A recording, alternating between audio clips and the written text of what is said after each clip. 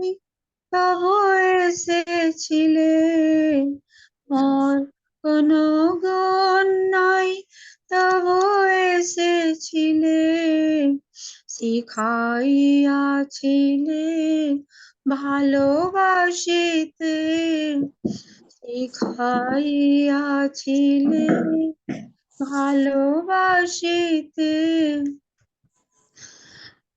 আমি সকল প্রাণীতে ভালোবাসিতে, আমি যত ভুলি করি তত জড়াইয়া ধরি, আমি যত ভুলি করি তত জড়াইয়া ধরি, ভুলিতে যে নাহি পারি, তোমার সর্বনাশা সেই যে বাঁশি, তোমার সর্বনাশা সেই যে বাঁশি, বাঁশি দুকুল প্লাবিয়া হৃদয় ছাপিয়া, অশ্রু সরায় ভরায় হাসি, বাঁশি দুকুল প্লাবিয়া হৃদয় ছাপিয়া, অশ্রু সরায় ভরায় হাসি, সর্বনাশা সেই যে বাঁশি, প্রাণ কেড়ে নেওয়া সেই যে বাঁশি, প্রাণ কেড়ে নেওয়া সেই যে হাসি, তুমি সকল ঋতুতে সকল তিথিতে মোর প্রাণে আছো জড়ায়, তুমি সকল ঋতুতে সকল তিথিতে মোর প্রাণে আছো জড়ায়, অনুতে অনুতে তনুতে তনুতে মোর মনে আছো জড়ায়, আর অনুতে অনুতে তনুতে তনুতে মোর মনে আছো জড়ায়,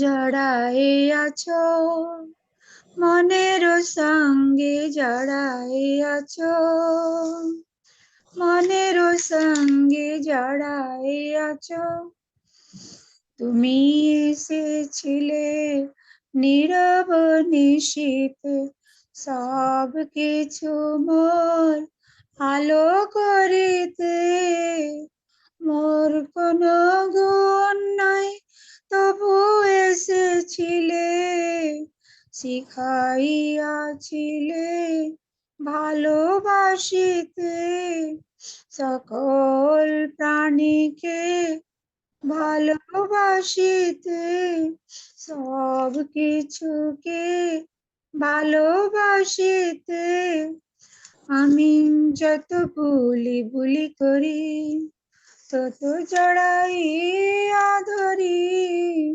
ভুলিতে যে নাহি পারি, তোমার সর্বনাশা সেই যে বাঁশি, তোমার সর্বনাশা সেই যে হাসি। थैंक यू, नमस्कार। जी थैंक यू दीदी। कीर्तन 1 मिनट। बाबानं केवलं, बाबानं केवलं, बाबानं केवलं, बाबानं केवलं, बाबानं केवलं, बाबानं केवलं, बाबानं केवलं, बाबानं केवलं, बाबानं केवलं, बाबानं केवलं, बाबानं केवलं, बाबानं केवलं, बाबानं केवलं, बाबानं केवलं,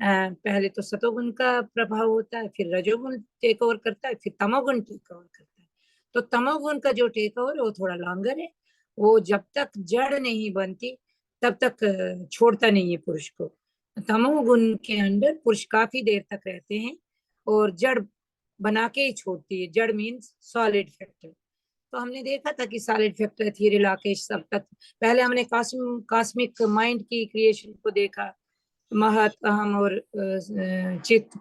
फिर चित्त को क्रूडिफाई होते हुए देखा, आकाश हुआ, एरियल हुआ, ल्यूमिनस हुआ, और लास्ट में जड़ बन गई।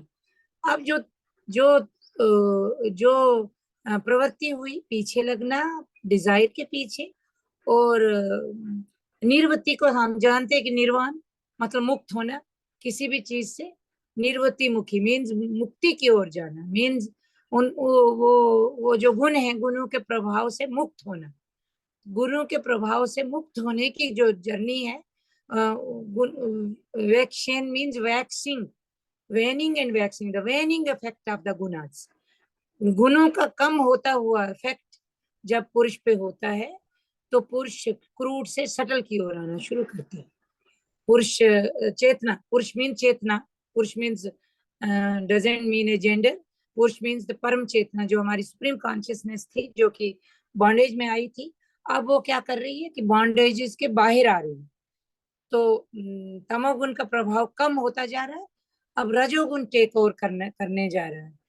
तो चेतना ज्यादा डोमिनेट हो रही है इसमें 5 फंडामेंटल्स के विस्फोट के बाद, जड़ के विस्फोट के बाद, और चेतना डोमिनेट होती जा रही, डोमिनेट करती जा रही है। और उसी को कहते हैं कि वेनिंग इफेक्ट ऑफ द गुणास, खत्म होता हुआ, decreasing effect of the gunas. गुण अपने बांध नहीं पा रहे, पुरुष को उतनी तीव्रता से बांध नहीं पा रहे, और अपना जो जकड़ को छोड़ते जा रहे। तो जो जकड़ छूटती जाती है, तो तमोगुण की जकड़ छूटेगी तो रजोगुण डोमिनेट होगा। जब रजोगुण डोमिनेट होता है तो चेतना थोड़ी सी अपने आप को रिलीव फील करती है, और फिर उसके बाद सतोगुण आता है तो हम लोग परम चेतना, फिर वही जहां से आए थे वहां जाने की जर्नी है। लेकिन एक बहुत इंपॉर्टेंट चीज है इसमें कि हम जैसे आए वैसे ही नहीं जाते।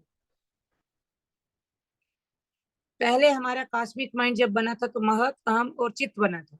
लेकिन अब जब हमारा माइंड बनेगा यूनिट माइंड, तो पहले चित्त होगा, चित्त सबलाइम होता जाएगा, सटल होगा, और अहम होगा, फिर अहम सबलाइम होगा तो महत होगा। ये वैसे आगे के श्लोक की बात है, लेकिन मैं बता देती हूँ अभी। ये जो चित्त से अहम, अहम से महत की जर्नी है, यही जर्नी है हमारी प्रतिसंचर की। और जब हम unit mind, human unit mind पे पहुंचेंगे, तो जो हमारी साधना है, साधना हेल्प करती है, इसी जर्नी में हेल्प करती है। Word is it helps in this journey. साधना का मतलब एफर्ट है, और कोई भी एफर्ट जो इस जर्नी को हेल्प करता है, उसको हम साधना कहेंगे। और हेल्प क्या है कि चित्त को अहम में कन्वर्ट करना और अहम को महत में कन्वर्ट करना। ये हमारी वापस की जर्नी है, प्रतिसंचर है। लेकिन सेम उसी रास्ते से हम इसलिए नहीं आते हैं, जिस रास्ते से संचर हुआ उसी रास्ते से वापस नहीं जाते, क्योंकि अगर उसी रास्ते से वापस जाएंगे तो निगेट होके निगेशन हो जाएगी, न्यूट्रलाइज हो जाएगी। बीच में ही कहीं पे कॉस्मिक माइंड न्यूट्रलाइज हो जाएगा, चित्त बना हुआ न्यूट्रलाइज हो जाएगा, अहम महत सब न्यूट्रलाइज होते जाएंगे और हाथ पाज हो जाएगा। हम एग्जैक्टली जहां पहुंचना है, जैसे पहुंचना, वो ना होकर हम बीच में ही क्लैश होता रहेगा। हमें चित्त से क्लैश होगा, अहम से होगा, महत से होगा, और एक कैओटिक जर्नी हो जाएगी।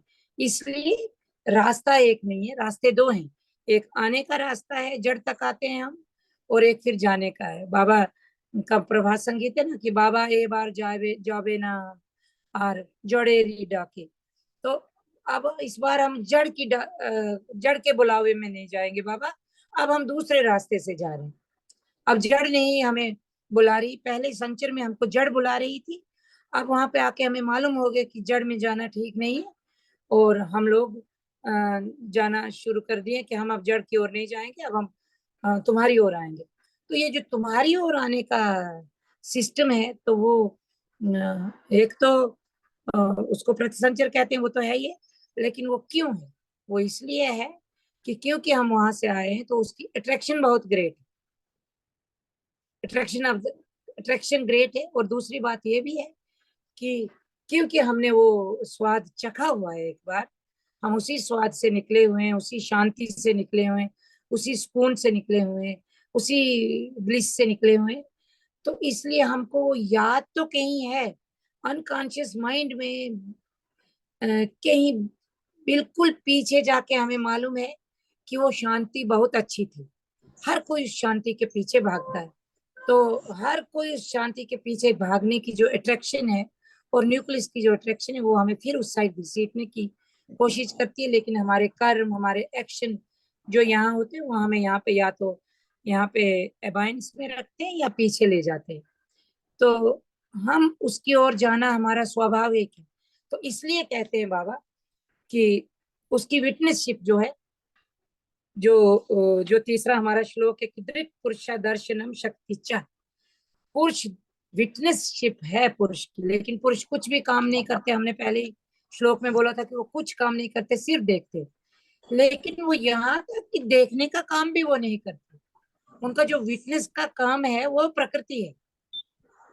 मतलब पुरुष इतने विटनेस तो है, बिल्कुल इतनी शांत स्वभाव के हैं कि मुझे सिंपल वर्ड में बोलो कि इतने लेजी हैं कि वो आंख खोल के देखते भी नहीं।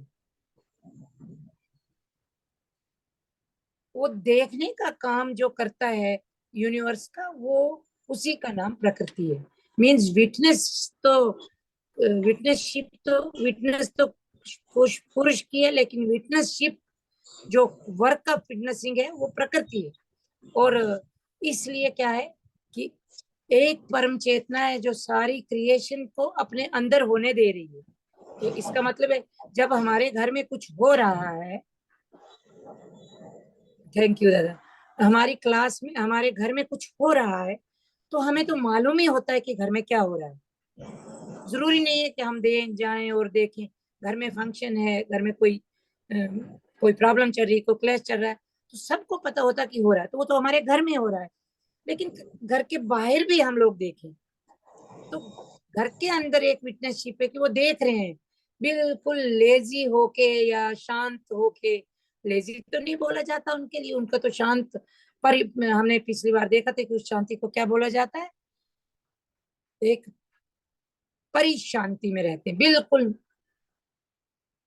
एक कंटिन्यूड शांति। तो इंसान जो ढूंढता है, तो डायरेक्टली या इनडायरेक्टली हम सुख नहीं ढूंढते हैं, हम वो शांति ढूंढते हैं जिसमें जिसमें इंसान बिल्कुल बिल्कुल विदाउट एनी इफेक्ट रहता है।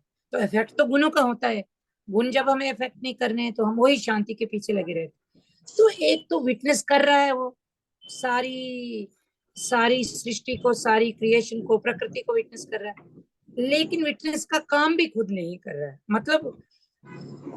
मतलब कोई इंसान जो बाबा वो कहानी सुनाते हैं कि एक इतना लेजी इंसान कि जामुन पेड़ के नीचे लेटा है, खा भी नहीं रहा है। बोला खुद ही कोई अगर मैं भूखा हूँ तो कोई आके बोलता है कि जामुन के पेड़ के नीचे हो तो खा लो, बोलता नहीं तुम ही डालो, और उसके मुंह पे कोई डाल देता है। फिर कहता कहाँ जा रही हो, मेरे मुंह से गुठली कौन निकालेगा। ये तो लेजीनेस की एक कहानी है, लेकिन हम यहाँ पे उस एग्जाम्पल को लेके ये समझते हैं कि जो निराकार ब्रह्म है या जो हमारा पुरुष है, तो इतने ज्यादा नॉन डूअर, डू नहीं, काम नहीं करते हो कि कहाँ विटनेसशिप जो है, तो वो विटनेसशिप भी उनकी नहीं, वो भी प्रकृति की है। प्रकृति की विटनेसशिप को फील फील तो वो करते नहीं, फील तो आगे जाके करते हैं, तो देख के।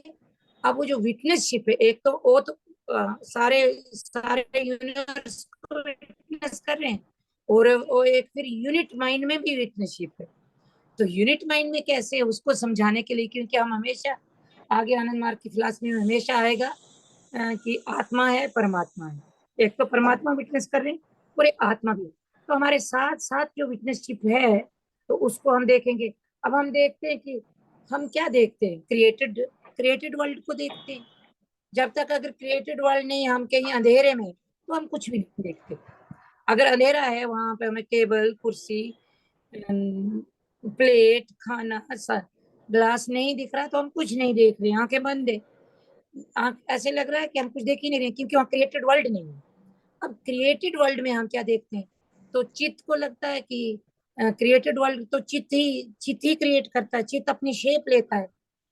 जब चित्त शेप लेता है क्रिएटेड वर्ल्ड की या क्रिएटेड एंटिटी की, तो चित्त को हमें हमें लगता है कि चित्त देख रहा है, लेकिन चित्त उसको फील नहीं करता, चित्त शेप कर बन रही है। तो चित्त की जो शेप है उसको कौन देख रहा है? चित्त तो क्रिएटेड वर्ल्ड की शेप ले रहा है, लेकिन वो क्रिएटेड चीज को देख कौन रहा है? अहम देख रहा है। हमने पहले भी देखा कि अहम वो है कि जो डूअर है, आई डू, मैं करता हूँ, तो करता है तो भोगता भी है। तो अहम देख रहा है चित्त की जो शेप्स हैं, डिफरेंट चित्त ने जो शेप्स लिए हैं, तो अहम देख रहा है। तो चित्त का विटनेसिंग एंटिटी अहम हो गई। अब अहम को कौन देख रहा है? महत देख रहा है। तो महत की विटनेसिंग एंटिटी, अहम की विटनेसिंग एंटिटी महत हुई, लेकिन महत की विटनेसिंग एंटिटी कौन सी है? उसकी भी तो है, उसकी वो जो पुरुष, जो वो परम चेतना हमारे साथ आई है, जिसको, क्योंकि बाबा लिखते, बहुत इंपॉर्टेंट लिखते हैं कि अगर महत सोच रहा है कि आई एग्जिस्ट, मैं हूं, जैसे कि हमने कहा था कि एक नींद से एक आदमी उठ के बोले कि वो मैं हूँ, लेकिन मैं कहाँ हूँ, क्या हूँ, वो मुझे पता भी नहीं लगता है, सुबह के 5 बजे हैं कि रात के 5, शाम के 5 बजे, पता नहीं, लेकिन मैं हूँ। तो बाबा कहते हैं ये जो मैं हूँ, होने वाली फीलिंग है, तो वो कौन बता रहा है या वो कौन समझ रहा है? तो उसको जो समझता है, तो वो विटनेसिंग एंटिटी पर आत्मा है। ये बहुत, इसमें क्वेश्चन आंसर होने चाहिए कि हर चीज को जो हम फिलॉसफी बना रहे हैं कि ये होता है वो होता है, उसको देखने वाला कौन है? ये होता है, वो होता है, ऐसे होता है, किसने देखा और किसने हमको बताया? किसी ने ना तो देखा है।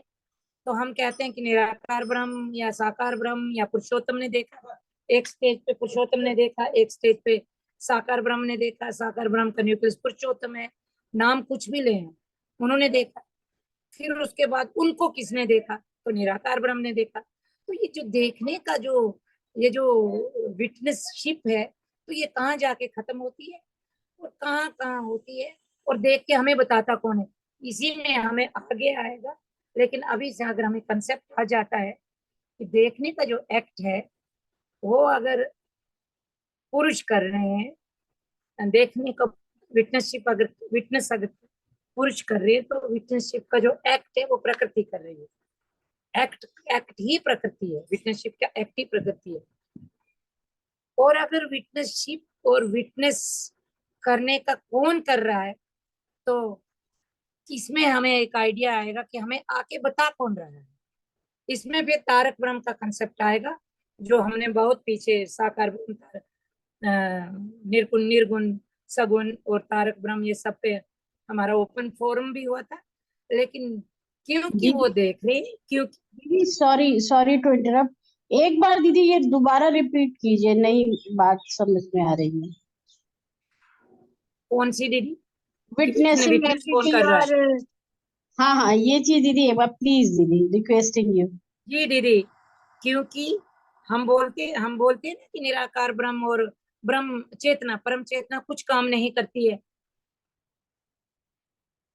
जी जी इससे दीदी सिंपली देखिए कि जब हम बोलते हैं कि वो कुछ काम नहीं कर रहे, वो बिल्कुल ब्लिसफुल हालत में, शांत, एक पीसफुल स्टेज में बैठे हुए हैं, जी और क्या वो विटनेस किस चीज के हैं? प्रकृति के खेल के विटनेस हैं, है ना? जी प्रकृति जो खेल करती है वो उनकी बॉडी पे कर रही है।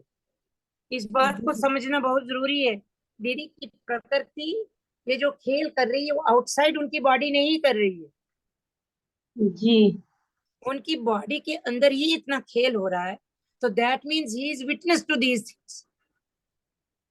जी he can't be oblivious to these things. He can't be वो उसको देख नहीं रहे, या वो बोले कि मैंने कुछ नहीं देखा, ऐसा नहीं है, वो देख रहे, विटनेस है। तो इसलिए ही वो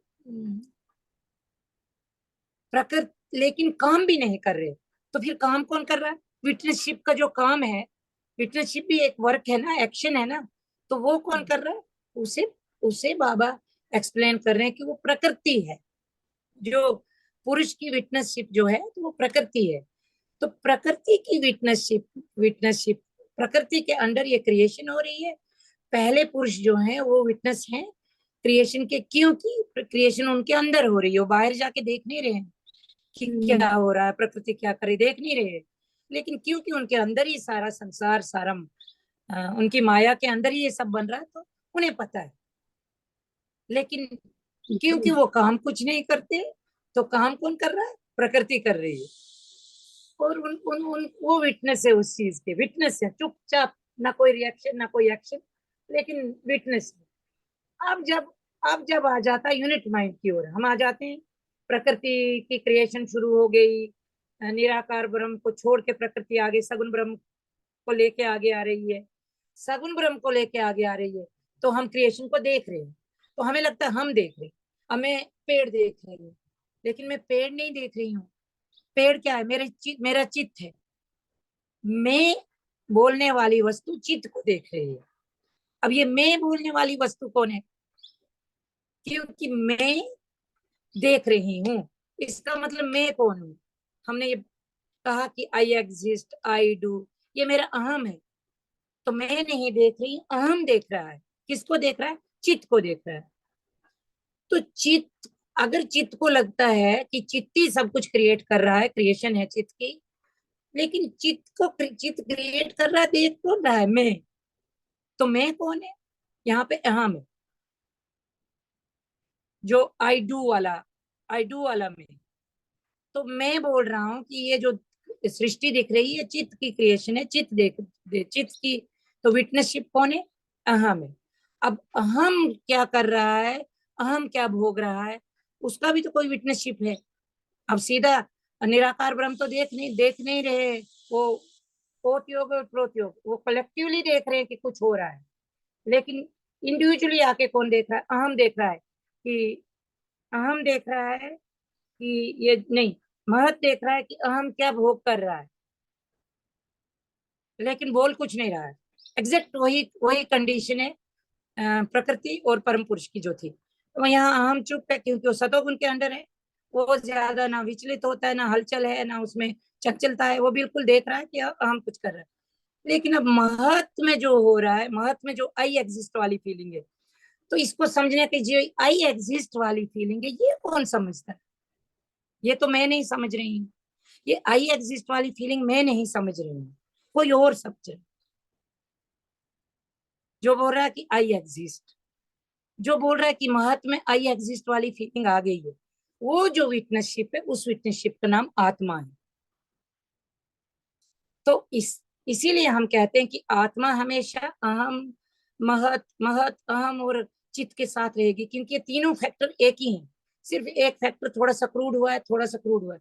तो आत्मा, तो यूनिट माइंड की आत्मा, और कलेक्टिव माइंड जो है, कलेक्टिव माइंड कॉस्मिक माइंड की आत्मा, यूनिट माइंड की आत्मा, और कलेक्टिव माइंड परमात्मा।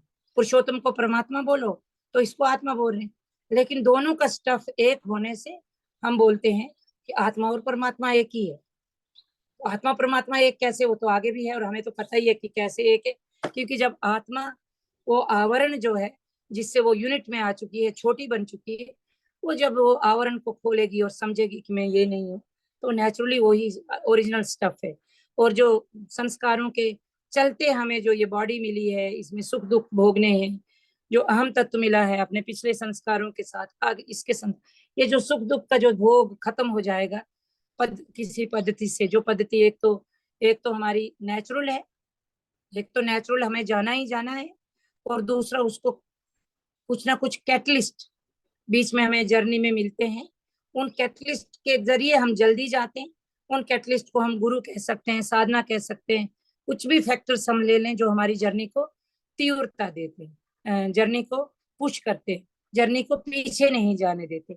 इसीलिए बहुत जरूरी आता है जब होता है कि गुरु की क्या जरूरत है, तो गुरु की एक कैटलिस्ट के रूप में गुरु की बहुत जरूरत होती है कि वो हमें दिखाए, आप पीछे ना जाने दे, हमें गाइड करे कि आगे कैसे जाना है, इस जर्नी में तुम लोग जल्दी आगे कैसे पहुंचोगे, नहीं तो फ्रस्ट्रेट हो जाओगे कि तुम्हें आगे जाने का रास्ता मालूम नहीं और पीछे जा रहे हो, तो फ्रस्ट्रेट हो जाओगे इस जन्म मरण के इसमें। और दूसरी एक और बात पापा लिखते हैं कि अगर सेंट्रीपेटल और सेंट्रीफ्यूगल फोर्सेस, अगर विद्या माया और अविद्या माया सेम सेम हो, तो वहीं पे न्यूक्लियस के गिर्द में जैसे जैसे इलेक्ट्रॉन्स और प्रोटॉन्स और आपके ये घूमते रहते हैं न्यूट्रॉन्स एक न्यूक्लियस के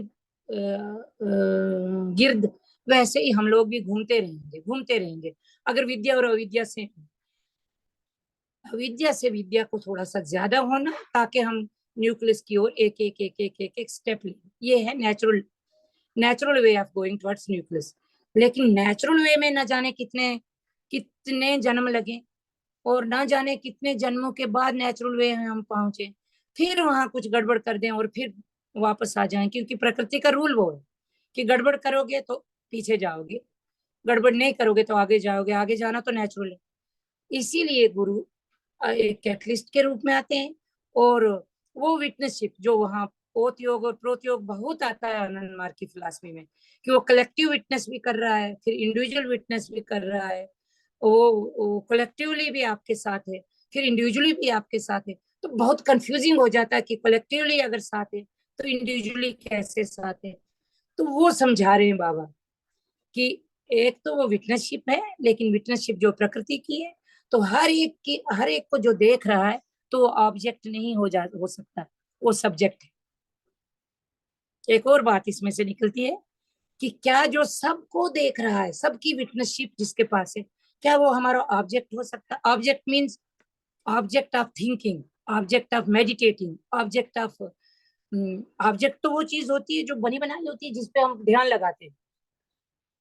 तो क्या वो विटनेसिंग एंटिटी हमारी ऑब्जेक्ट हो सकती? नहीं, वो सब्जेक्ट, उस सब्जेक्ट के सभी ऑब्जेक्ट हैं, ये जो ऑब्जेक्ट बने उस सब्जेक्ट, उस विटनेसशिप की विटनेस करने के लिए जो क्रिएशन हुई है, तो वो कभी भी उसकी ऑब्जेक्ट नहीं हो सकती। इसीलिए जब हम होते हैं कि subjective approach through objective adjustment, तो उसका मतलब होता है विटनेसशिप कभी भी ऑब्जेक्ट नहीं होगी। तो इसका साधना में कैसे, इसीलिए बोलते हैं कि साधना में अगर आपको साधना अच्छी करनी है तो कभी भी ध्यान अच्छा करना, तो कभी भी ये मत सोचिए कि मैं बाबा को देख रही हूँ। बाबा को देखेंगे तो मैंने देखा है, मैंने फील किया, आपने भी फील किया होगा कि अगर हम ध्यान में आंखें बंद करके सहस्त्रार चक्र में, ये तो सभी जानते हैं, यहाँ कोई छुपी हुई बात नहीं है। अगर हम बाबा का गुरु चक्र में ध्यान कर रहे हैं और बाबा को देखने की कोशिश करें, तो आंखें ऊपर नीच करें, आंखें ऊपर ले रहे, इतना स्ट्रेस क्रिएट होता है और बाबा दिखते ही नहीं। दिखने में मुश्किल होती है, दिखते हैं प्रैक्टिस से, हमें आदत हो गई है, अगर ध्यान करते हैं ज्यादा तो दिखेंगे। दीदी लेकिन दीदी मैंने कहीं पे किसी दादा का सुना है कि जो तारक ब्रह्म होते हैं उनको उनको अगर ध्यान में फिजिकल बॉडी को आप देखना चाहेंगे तो नहीं, क्योंकि इसी से पता चलता है कि वो फिजिकल बॉडी नहीं है। ध्यान में उनका वो जो प्रेजेंट रूप जो है फिजिकल बॉडी का वो नहीं दिखता है। जैसा कि आपने बोला कि बहुत कोशिश करते हैं, सर दर्द हो जाता है, और ऐसे अगर आप रिलैक्स मोड में निराकार थॉट में अगर लाते हैं तो बहुत इजी हो जाता है। तो ये मैं किसी दादा का सुनी नहीं थी। नहीं, और वहां जी जी, मतलब लेकिन दीदी तारक यहाँ मैं ब्रह्म बोल रही की हूँ ध्यान तो करना पहचान ही में है। वो बता रहे थे कि तारक हाँ, ब्रह्म की पहचान पहचान नहीं है, कैसे हाँ, करें, तो उसमें क्योंकि बता आते रहे नहीं थे है। कि तारक ब्रह्म की पहचान 3-4 चीजों से आप कर सकते हैं। कि उनकी जो फिजिकल बॉडी को आप देखने की कोशिश करेंगे जबरदस्ती, या तो आपकी साधना नहीं हो रही है तो आप तो फिर फोटो बार बार देख करके वो टेम्पररी होता है, लेकिन अगर आप डीप जाते हैं तो आपको उनकी शक्ल नहीं दिखती है। वो प्रकाश या कुछ इस तरह की फीलिंग आ सकती है, और लेकिन जबरदस्ती देखेंगे तो दिखेगी नहीं। जैसे एक तो वो परिवार में होते हैं, फैमिली उनकी हाँ होती है, तारक ब्रह्म की पहचान होती है कि उनकी फैमिली होगी। दूसरा वो एक इंटेलेक्चुअल की तरह दिखेंगे, वो जैसे लोग रूप बना करके रहते हैं, टर्बन दाढ़ी और वैसे, तो उस रूप में भी वो नहीं होते हैं। दूसरा उनकी कुल कुंडली सेल्फ जागृत होती है, और तीसरा आप ध्यान में उनको जबरदस्ती कोशिश करेंगे कि उनका आकार, उनका जो लौकिक बॉडी नहीं दिखता है, इनविजिबल हो जाता है।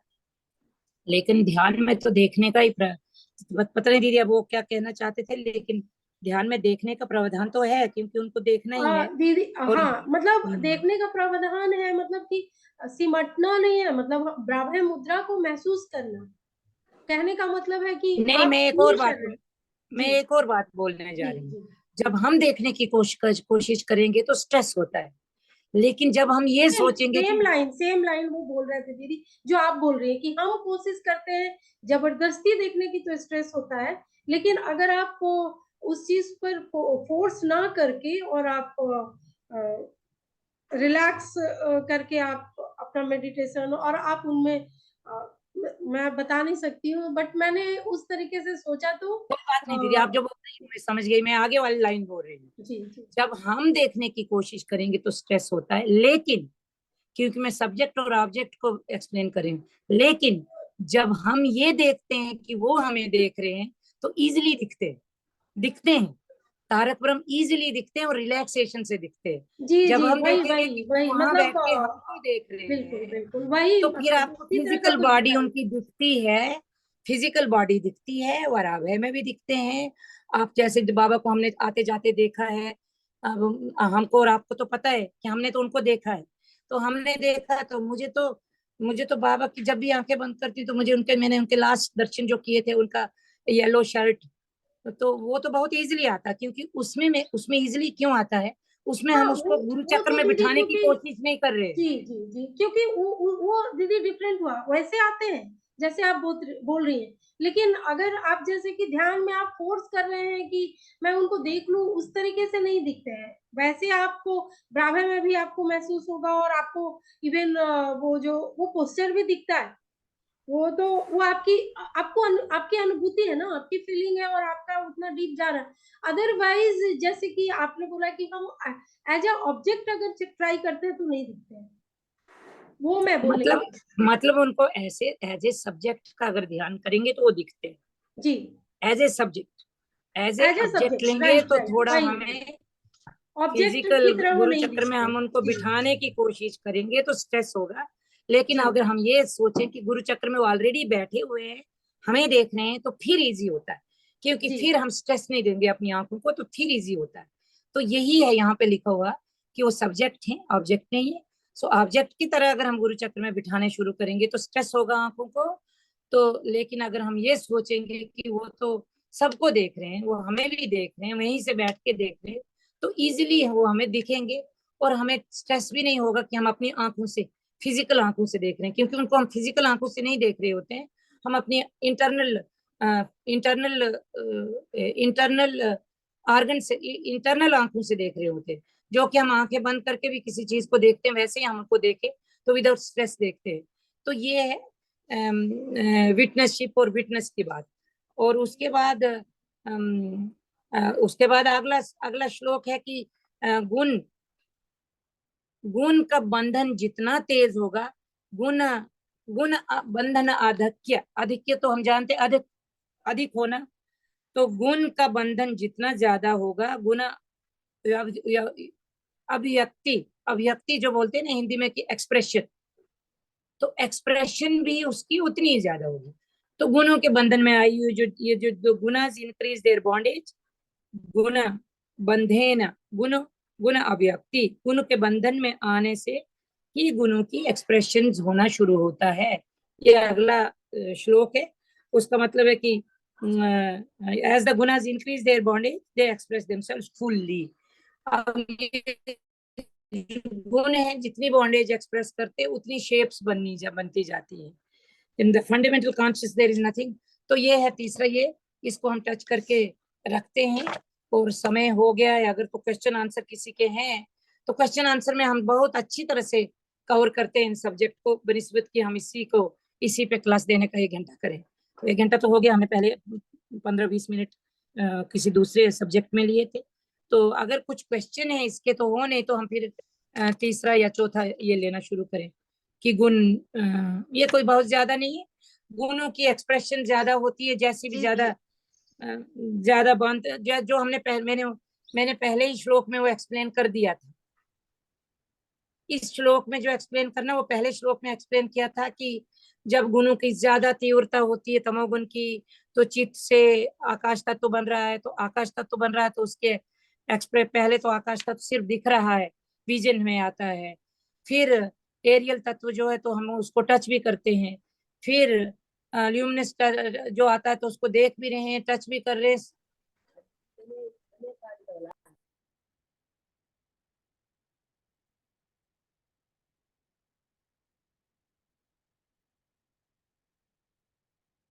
ओके, मे बी कोई दीदी के आसपास आ गए हैं। उतनी ज्यादा गुरु के आधार में जितना गुरु के अधिक में आते हैं तो उतनी ज्यादा उसमें एक्सप्रेशन आती है। जैसे कि चित्त में एक्सप्रेशन कम है, हमें दिखता नहीं है चित्त। चित्त हमको अपने माइंड की आंखों से ही देखना पड़ता है, वो हमें नहीं दिखेगा, माइक्रोस्कोप से भी नहीं दिखता है। लेकिन आकाश तत्व तो दिखना शुरू हो गया ना, इसका मतलब गुण का जितना प्रभाव आकाश तत्व पे हो गया, क्रूडिटी आ गई, तो हमको आकाश तत्व दिखना शुरू हो गया। फिर आकाश के बाद एरियल फैक्टर आता है, उसको तो हम टच, सेंस ऑफ टच से भी अनुभव कर रहे हैं।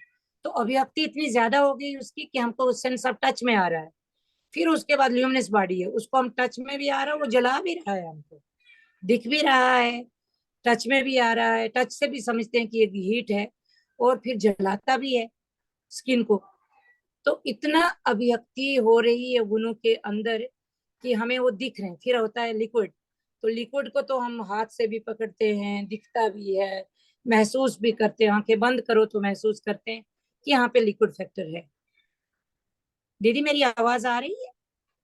जी दीदी आ रही है। दीदी एक पॉइंट, सॉरी आपको बोल रहे हैं, जो इथेरियल इसमें बुक में लिखा है उसमें फर्स्ट में साउंड वेव्स होते हैं, मतलब जो पहला आकाश तत्व है उसमें साउंड तन्मात्रा जो रहती है वो रहता है, ऐसा इसमें बुक में है। अच्छा, तो फिर होगा दीदी, साउंड है क्या? अब मैं ये तो मैं तो सोच के बोलती हूँ ना कि हमें वो दिखता है फर्स्ट फर्स्ट ये, तो वो साउंड, उसमें साउंड है क्या? आकाश में साउंड नहीं है तो मेरे ख्याल में एयर में है, मुझे देखना पड़ेगा। हाँ, एयर मुझे में तो दीदी एयर में साउंड। साउंड है, एयर में हाँ, साउंड है, साउंड आकाश भी में नहीं है प्रिया। है और एयर में इथेरियल साउंड, में साउंड है दीदी, क्योंकि एयर में साउंड। वो गर्जन की आवाज हम लोगों को जो कुछ थोड़ी सुनाई देती है उससे साउंड होगा, आई थिंक, मुझे लगता है। गर्जन की आवाज तो नीचे होती है, वो तो आकाश में थोड़ी होती है, वो तो नीचे बादलों की और हवा की आवाज होती है। मैं देखती हूँ क्या है, मैंने देखा नहीं अभी।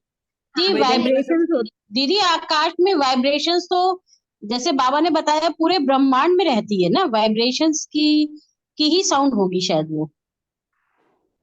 मुझे लगता है आकाश तत्व को हम देखते हैं और फिर इसको एरियल तत्व को हम सुनते भी हैं और देखते भी हैं, साउंड भी। और फिर दो दो तत्वों के अंदर दो दो इंद्रियों के अंदर आते हैं ये। पहले एक इंद्रिय के इंद्रिय से हम महसूस करते हैं, फिर दो से, फिर तीन से, फिर चार से, फिर लास्ट में पांच से। फिर सॉलिड फैक्टर जो होता है तो पांच से, और उससे अच्छा। पहले वाला फैक्टर जो है तो चार से, फिर उससे ऊपर वाला फैक्टर जो तो तीन से, ल्यूमिनस का तीन होता है, और उसके ऊपर जो होता है एरियल तो उससे दो से। तो अब मैं देखती हूँ आकाश का क्या लिखा है मेरे पास, तो भी हाँ दीदी। आकाश मुझे लगता है एक ही इंद्रिय के अंदर होता है और जी उसे हम देख सकते हैं। और फिर जब नहीं, में लिखा है साउंड तन्मात्रा, इसमें लिखा है it carries the subtlest tanmatras, these are subtler than the sounds we conceive. नहीं दीदी, सुप्रिया, to हाँ carry दीदी। the sound is different, to carry the tanmatra is different, that is vibrations. What does ji akash do? It carries the sound, that is different. How do we perceive it, वो देखना है हमें। How do we perceive आकाश तत्व, वो है, उसको देखना होगा। अब मेरे पास तो वो किताब नहीं है अभी इसलिए, लेकिन मुझे जो जहां तक याद है कि पहला जो आकाश तत्व है तो उसको हम एक एक एक इंद्री से महसूस कर सकते हैं, परसीव कर सकते हैं। फिर जो दूसरा है वो दो से। आई थिंक मीरा दीदी के पास ये बुक है दीदी, वही सेम बुक जो आनंद मित्रा दीदी की है उसमें है, तो उसमें आप देखिएगा दीदी। और नो एनी इसको, बट इस पॉइंट को हम नेक्स्ट टाइम के लिए भी रख सकते हैं, मंजुला दीदी एक बार हाँ आप। दीदी, वो चैप्टर क्या है, मैं पेज अभी देख नंबर क्या रही है, आप हूँ। बताइएगा पेज नंबर। दीदी मेरी तो न्यू बुक है और ये 23 पेज नंबर पे है। ये 5वां जो श्लोक है ना, प्रवृत्ति मुखी संचरः गुणधारायाम, इस वाले में है।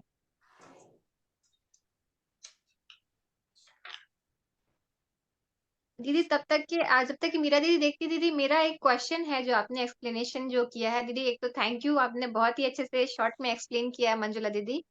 और जो मेरा क्वेश्चन है दीदी, आपने जो अभी बताया, तो मतलब यही मैं समझ रही हूँ कि आत्मा और परमात्मा, आई थिंक आत्मा जो अच्छा है सुप्रिया, इस रिफ्लेक्शन। चीज को हम देखेंगे दोबारा, लेकिन it doesn't matter for our understanding, it doesn't matter कि क्रूड होता जा रहा है, पुरुष क्रूड होता जा रहा है और वो हमारी परसेप्शन के अंडर आ रहा है ना।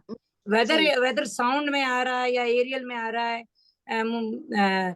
मेरा मेरा कंसेप्ट था कि पहले एक इंद्रिय के इंद्रिय हम परसीव करती है, फिर दूसरे फैक्टर को 2 करती है, फिर 3 करती है, फिर 4, फिर 5। सॉलिड में तो पांचों इंद्रियां, टेस्ट भी होता है, टच भी होता है, टेस्ट भी होता है, गंध भी होती है। गंध तो जी नाक है ना, तो ये सारी पांचों पांचों इंद्रियां परसीव करती हैं सॉलिड को। तो इट डजेंट मैटर कि ये क्या है, ये तो this is a matter of philosophy. तो ये अगर हम लिख रहे हैं आर्टिकल या कुछ कर रहे हैं तो we have to be very perfect, लेकिन हम समझने के लिए वी आर अंडरस्टैंडिंग इट कि चित्त क्रूड हो गया तो आकाश बन गया, आकाश क्रूड हो गया तो जरूरी नहीं है कि हम उसको किससे परसीव कर रहे हैं, इसको छोड़ ही देते हैं। राइट राइट दीदी, बिल्कुल बिल्कुल ऐसी We कोई can leave this portion and study again and someone come and say कि देखिए उसमें ऐसे होता, अगर with an understanding, तो we are open for that understanding कि आकाश में साउंड कहाँ होती, क्योंकि it is a debate।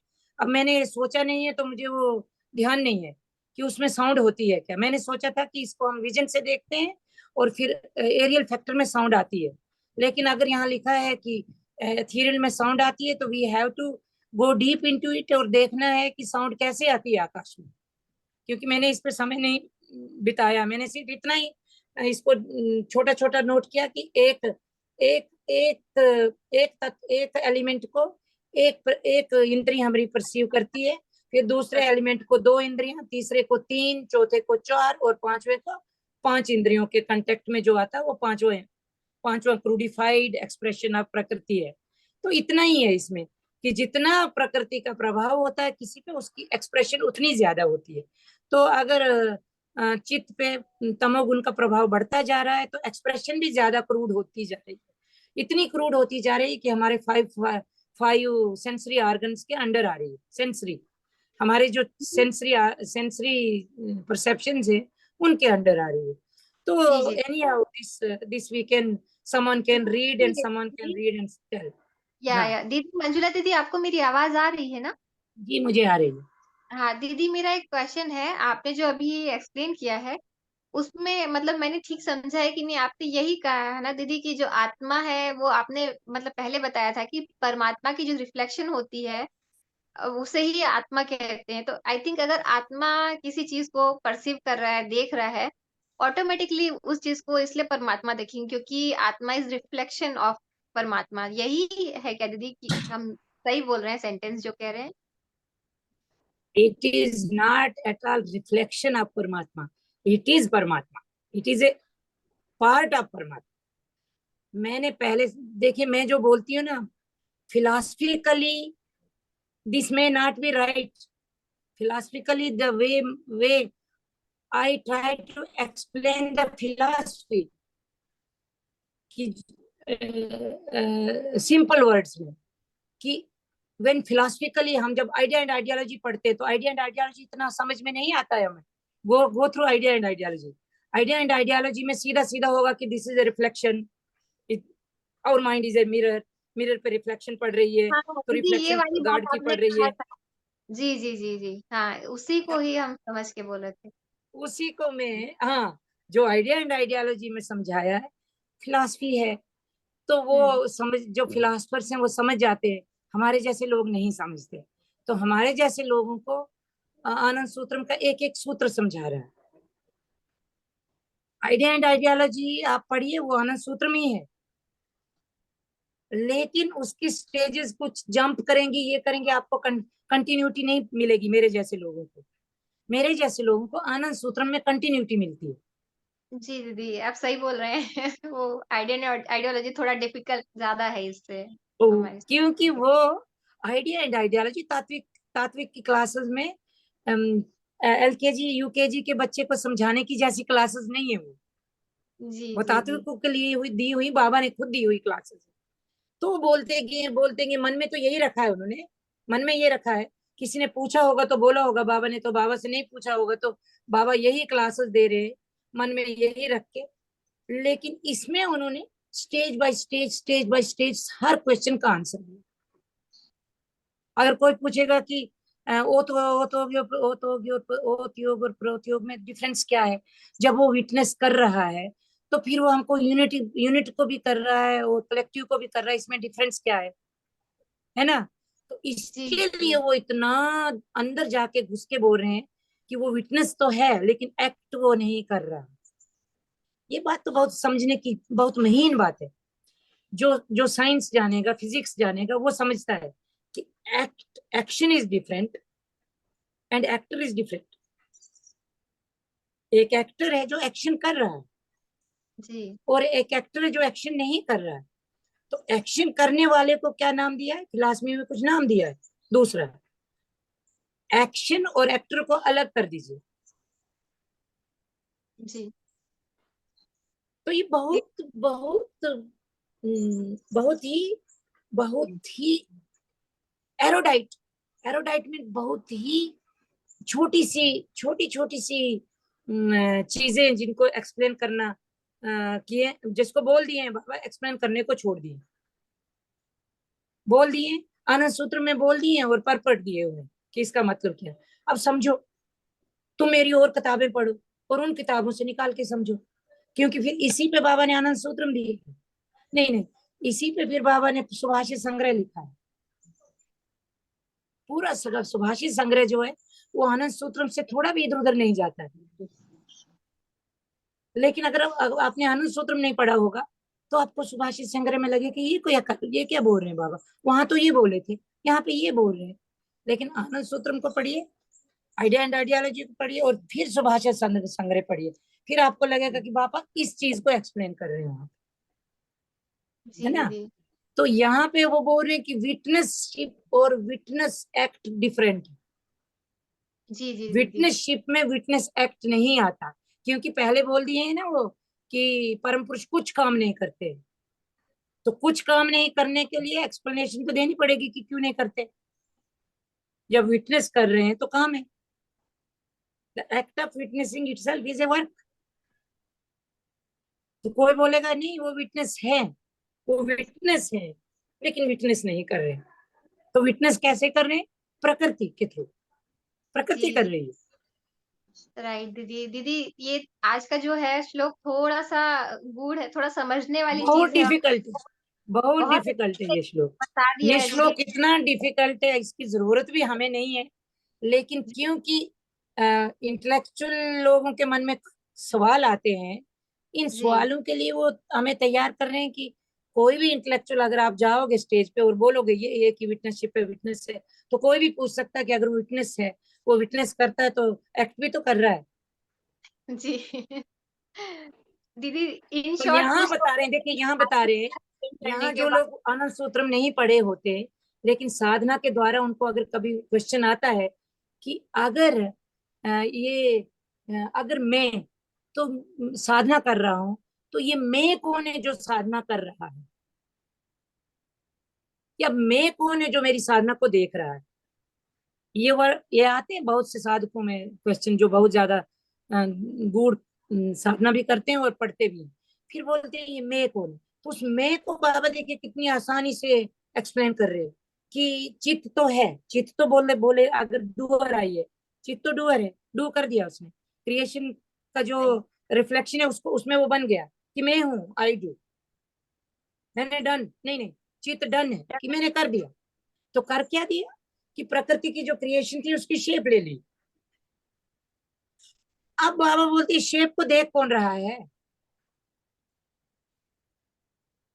कितना गूढ़ है ये, जरूरी नहीं है हर एक के लिए, जी फिलासफर्स जी के लिए जरूरी है, फिलासफी जानने वालों के हर एक मार्गी के लिए ये जरूरी नहीं है इसमें जाना, इसमें घुसना।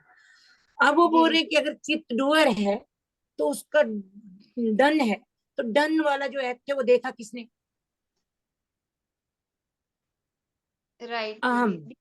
आई थिंक हम लोग और क्वेश्चंस अभी ले सकते हैं, कुछ लोग और हैं अगर कोई कुछ पूछना चाहते हैं तो, क्योंकि जी, दीदी ने तो एक एक किसी तरह एक क्लियर हो भी गया कि है। चित्त को देखने वाला अहम है, अहम को देखने वाला महत है, महत को देखने वाला जो है वो ओरिजिनल विटनेसशिप का एंटिटी है, जिसका यहाँ पे नाम हो गया है परमात्मा नहीं है, आत्मा है। जी जी जब वो यूनिट में आ जाता है तो उसका नाम आत्मा है, उसका परमात्मा नहीं है। जब वो भूमा मन में होता है तो उसे हम परमात्मा कहते हैं, पुरुषोत्तम कहते हैं। जी दीदी। तो किन्हीं का रिफ्लेक्स क्वेश्चन है तो प्लीज हैंड रेज करने करेंगे, वरना हमें समझ ही नहीं आएगा कि कोई और कुछ पूछ। सुप्रिया, एक और बात, आपने जो रिफ्लेक्शन की बात बोली थी ना, तो वो रिफ्लेक्शन कैसे है? वो जी रिफ्लेक्शन ऐसे है, हम बोले ना कि अंश है। जैसे फर्ज कीजिए एक चांद है ऊपर और नीचे 10 टैंक। एक चांद की रिफ्लेक्शन 10 टैंक में जा रही है ना, चांद तो एक है, उसकी जी रिफ्लेक्शन 10 टैंक में है, तो हो गए 10 चांद। इसी जी तरह जब हम एक्सप्लेन कर रहे हैं कि हम एक से अनेक बन रहे हैं, एक थे एक से अनेक बन रहे हैं, तो अनेक में वो शेप, वो रिफ्लेक्शंस दिख रही हैं। एक, वो एक जाके अनेक, अनेक जो बन रहा है, अनेक अनेक अनेक दिख रहे हैं, तो उसकी रिफ्लेक्शंस है। जैसे एक चांद की 10 कुओं में अब 10 यूनिट माइंड बन गए। एक माइंड था, एक माइंड के हजारों यूनिट माइंड बन गए, तो उनमें जो आत्मा है तो वो क्या है? वो रिफ्लेक्शन है। जी दीदी। दैट रिफ्लेक्शन डजंट मीन कि वो रियल नहीं है, जी जी उसमें रियल होने की प्रोबेबिलिटी ऑलरेडी है।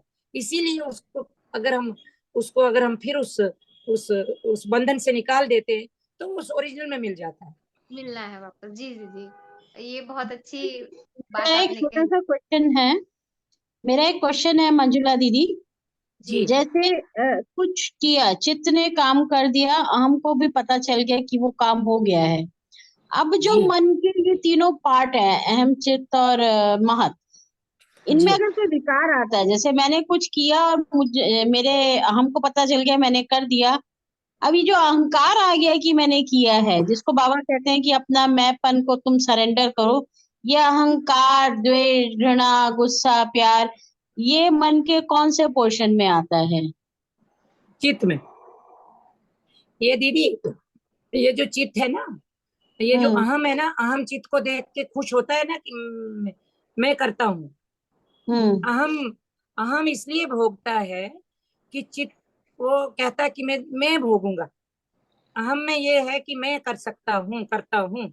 तो उससे क्या होता है कि चित्त अपनी शेप चेंज कर देता है। तो अहम पता है क्या करता है? अब जो हम्म करता है तो करने का काम क्या है अहम का? अहम को एक, जैसे ना एक भूत को एक काम दे दिया है कुम्हार, किसी किसी भूत को काम दो तो बोलते हैं ना कि वो सीढ़ी पे अब क्या करूं। जिन को काम देते थे कि मैं अब क्या करूं, अब क्या करूं, तो जिन क्या करता है? जब आदमी थक जाता है, काम खत्म होते हैं, तो बोला जाता है ना कहानी में कि फिर एक सीढ़ी लगा दी जाती है, बोलते चढ़ो उतरो चढ़ो उतरो, है ना? तो एक जिन है जिसको बोल दिया गया है कि काम है, मैंने करना है, तो करना है तो करो। तो करता क्या है? अहम तत्व करता क्या है? वो उसका काम है चित्त को राइट शेप में लाना। ठीक, ठीक है। चित्त तो अपनी शेप चेंज कर रहा है ना, रोज रोज डेंट पड़ रहे हैं। इसलिए बोला जाता है, आगे संस्कार में जब हम पढ़ेंगे तो हम पढ़ेंगे कि जब कर्म होता है, संस्कार होते हैं, तो चित्त में डेंट पड़ जाता है। ओके। वो जो कर्म का रिएक्शन होता है, तो उससे जो जो एक एक शेप है ना चित्त की, तो उसमें एक डेंट पड़ जाता है, तो डेंट को निकालना अहम का काम है। जी जी। इसीलिए हमको दुख होता है, क्योंकि लगा रहता है ना, चित्त तो हमेशा संस्कार ले रहा है, ले रहा है, ले रहा है, ले रहा है, ले रहा है, अपनी शेप को खराब कर रहा है, और अहम बैठा वो शेप को ठीक करता है। कैसे ठीक करता है? वो जो संस्कार किए उसको भोग रहा है, भोगवा रहा है। तो यही काम है बस इनका, और कोई काम, वो कोई खाना थोड़ी बनाते हैं, रोटी थोड़ी बनाते हैं, चपाती। तो इसका मतलब दीदी, जो अहंकार या हमारे अंदर कोई भी दुर्गुण आ गए, वो चित्त की वजह से आए, जिसको ठीक करने का काम हमारे अहम कर रहा है। और इस पूरे प्रोसेस, यही कह रहे हैं ना दीदी आप? नहीं दीदी, आप जो अहंकार का बोल रहे हैं और मैं जो अहम बोल रही हूँ, अहम और अहंकार एक ही नहीं है दीदी। नहीं, अहम और अहंकार अलग अलग हैं, बट मैं ये कह रही हूँ अहम कि जो मन में दुर्गुण आ गए, दुर्गुण जो आ गए, वो नहीं दीदी, सुनिए कौन से सेक्शन में सुनिए आए? दीदी, सिंपल वर्ड में बोलती हूँ, अहम क्या है? अहम है हमारा इंटेलेक्ट। जब चित्त और अहम बराबर बराबर होते हैं तो आदमी सिंपल रहता है, सिंपल बुद्धू टाइप, प्रिमिटिव आदमी में चित्त ज्यादा होता है, अहम कम होता है। तो वो प्रिमिटिव है, बुद्धू है, मूर्ख है, जिसे हम बोलते हैं ये उतना दिमाग इसका चलता नहीं है, शार्प नहीं है। बाद में क्या होता है कि चित्त अहम में मर्ज होता जाता है, अहम चित्त को लेके अपने में मर्ज करता है जब, या हम लोग करवाते हैं, तो अहम ज्यादा बन जाता है और चित्त कम। ये अगले वाले श्लोक में आने वाला है, ये मैं आज ही बता देती हूँ, फिर अगले श्लोक में बोलने का कुछ नहीं होता। तो होता ये है क्या, अहम है क्या, अहम है इंटेलेक्ट। जो चित्त से जो ज्यादा होता है अहम, और जो ज्यादा वाला पोर्शन जो है अहम और चित्त के बीच वाला, जो फर्ज कीजिए अहम हमारा 100 ग्राम है और चित्त भी 100 ग्राम है, तो हम ऐसे ही नॉर्मल जैसे आदमी है, नॉर्मल जैसे हो सकता है, एनिमल लाइफ टाइप है, एनिमल्स में चित्त और अहम सेम सेम है। लेकिन जब इंसान के जन्म में हम आते हैं तो हमारा अहम थोड़ा बढ़ता है, चित्त थोड़ा कम होना शुरू होता है। तो अहम अगर 150 नहीं 125 ग्राम हो गया तो चित्त से ही लेगा ना अपना पोर्शन वो। दूसरा तो इंग्रेडिएंट तो उतना ही है जितना उसके पास है, उससे ज्यादा कम नहीं कर सकता, तो चित्त से लेता है पोर्शन, तो अहम थोड़ा बड़ा हो जाता है। तो वो जो बड़ा होता है, फर्ज कीजिए 100 चित्त है और चित्त से थोड़ा सा पोर्शन अहम में चला गया 5 ग्राम, तो हो गया 105 अहम और चित्त हो गया 95। तो जी 10 जो बीच में 10 ग्राम जो डिफरेंस आ गया दोनों में, हालांकि 5 ही ग्राम उधर गया था, है? जी तो 10 ग्राम का जो डिफरेंस आ गया चित्त और इसके वॉल्यूम में, तो वो 10 ग्राम हमारा इंटेलेक्ट बढ़ गया, जी उसे बोला जाता है बुद्धि। तो वही बुद्धि ही है जो हमें ईगो, जिसको हम अहंकार बोलते हैं बाहर से, है ना, जिसको अच्छा हम बोलते हैं ना कि उसको बहुत अहंकार है। तो अहंकार क्या है, वो जो बुद्धि सोचती है, सोचवाती है कि मैं इनसे बड़ा हूँ, मैं जाति में बड़ा हूँ, मेरा कुल बड़ा है, मेरी जाति बड़ी है, मेरा पैसा ज्यादा है, ये कौन सोचता है, वो बुद्धि सोचती है। तो ये जो चित्त और वो आगे वाले श्लोक में आएगा, चित्त और हमारे अहम का जो एक्सेसिव पोर्शन है उसी को बुद्धि बोलते हैं, और जब अहम और महत का एक्सेसिव पोर्शन ऐसे ही होता है उसे बोधि बोलते हैं। तो हम इंटेलेक्ट से इंट्यूशन की ओर जा रहे हैं, और साधना में हमें, इसीलिए हम जब बोलते हैं बच्चों को कि साधना कीजिए, ज्यादा शार्प होंगे बच्चे साधना करने से। पढ़ने का अगर 8 घंटे पढ़ रहे हैं तो उसमें 1 घंटा अगर साधना करता है तो 8 घंटे पढ़ने का जितनी शार्पनेस होती है ग्रेस्प करने की, वो 8 घंटे नहीं लगेंगे, वो 5 ही घंटे में हो जाएगा, 4 ही घंटे में हो जाएगा।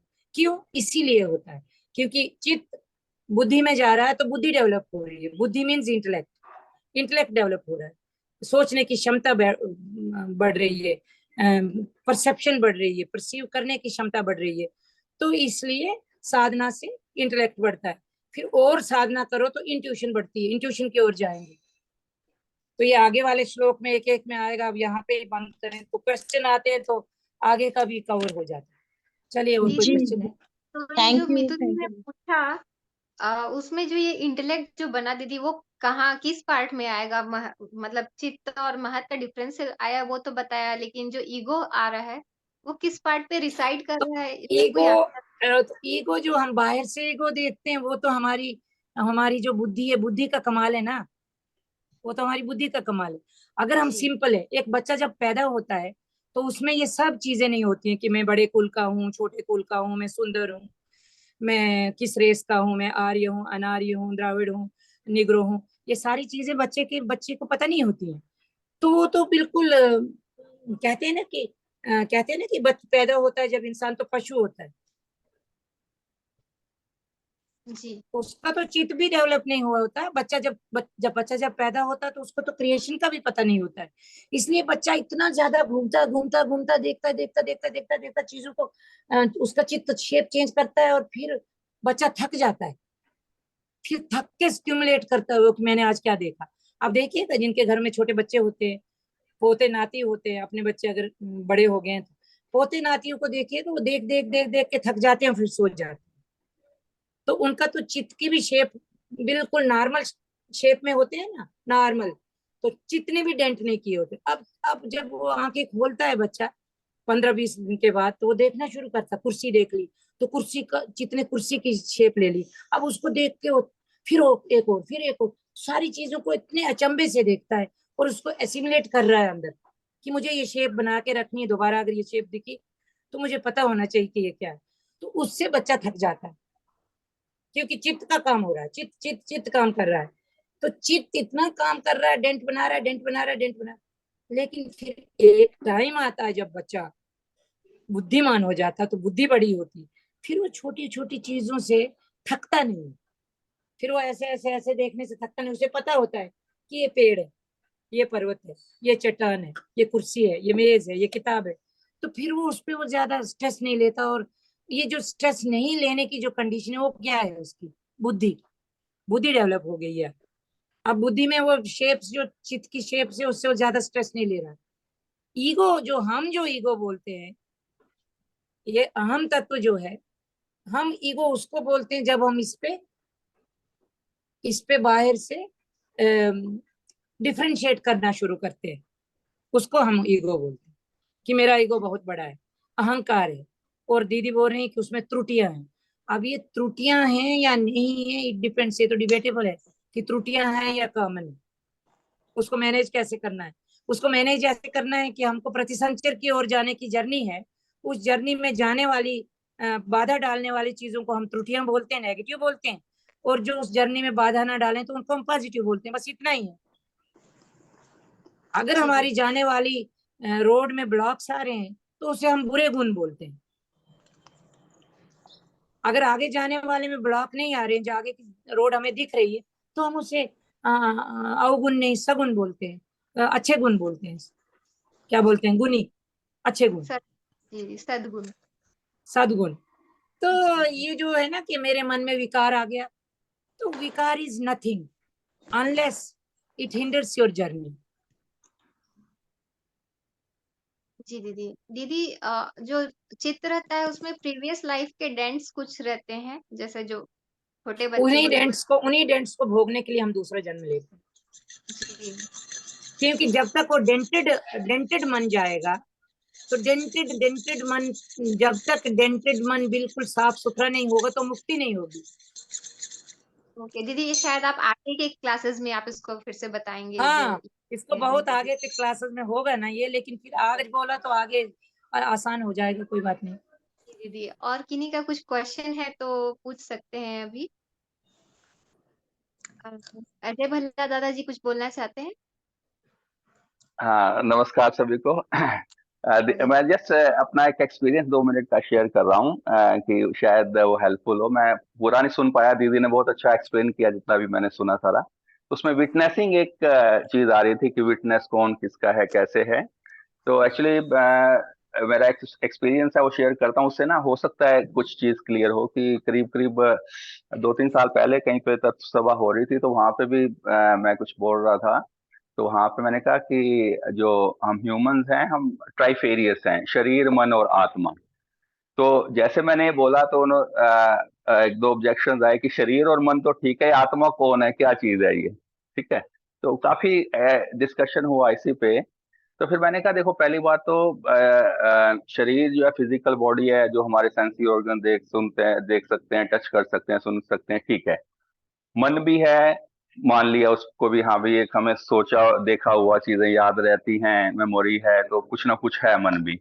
आत्मा क्या है? तो उसके लिए फिर मैंने जो वहां पे एग्जाम्पल दिया, शायद वो हेल्पफुल हो। मैंने कहा देखो, आत्मा वो चीज है जो कि, पहली बात तो this is not a physical entity जिसको हम देख सकें, टच कर सकें। It is witnessing each and everything whatever our body and mind is doing. हमारा शरीर और मन जो कुछ भी कर रहा है उसको विटनेस कर रही है, उसकी साक्षी है। तो उसके एग्जाम्पल में फिर मैंने क्या कहा, मैंने कहा सपोज, मैंने एक वहां पे थे कोई बैठे हुए, मैंने कहा कि आप सपोज कनॉट प्लेस, दिल्ली में एक जगह है कनॉट प्लेस, तो मैंने कहा वहां घूम रहे हैं। कहते हाँ, ओके। मैंने कहा सपोज आप वहां घूम रहे हैं और देख रहे हैं यहाँ से परचेज करना है, बच्चे के लिए ये ले लेता हूँ, वाइफ के लिए ये ले लेता हूँ, इतनी देर में ही आपका बेटा आपको हाथ लगाता है और आपको उठा देता है, तो आप ओहो, तो आप स्वप्न देख रहे थे बेसिकली। तो अब देखो, आपकी फिजिकल बॉडी तो वहां पे आपके घर पे है, तो कनॉट प्लेस में कौन घूम रहा था? आपका माइंड। लेकिन आपको उठने के बाद भी ये याद रहा, आपको उठने के बाद भी ये याद रहा, तो इसका मतलब है कि माइंड को वहां घूमते हुए कोई देख रहा था।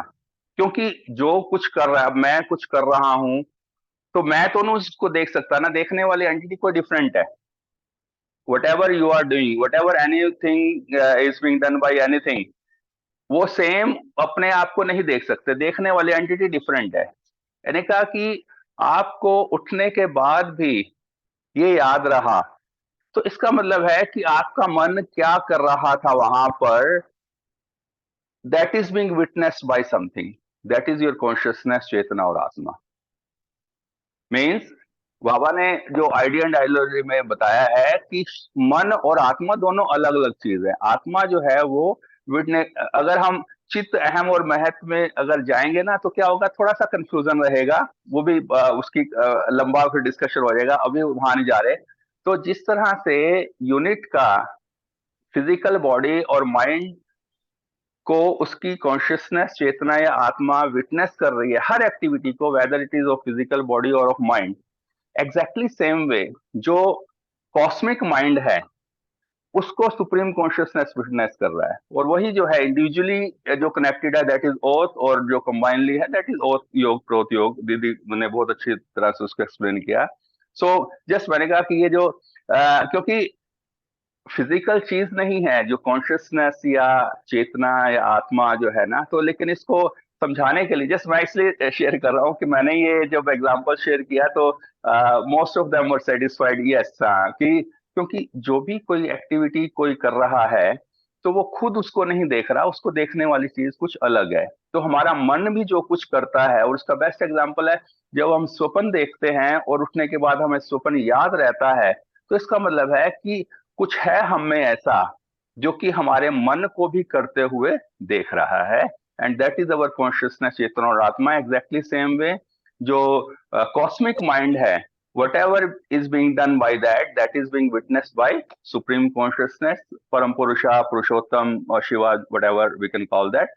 So just it was that। और जैसे अभी मितु दीदी जी का एक क्वेश्चन था बीच में कि जो चित्त में अहम है, तो बेसिकली बाबा ने एक जगह बताया है यही कि चित्त में हमारे संस्कार और वृत्तियां होती है। चित्त क्या है? Basically it's a kind of mirror, you can say. जो कुछ भी हम सोचते हैं वो जिसकी शेप एक्वायर कर लेता है। तो हमारे जो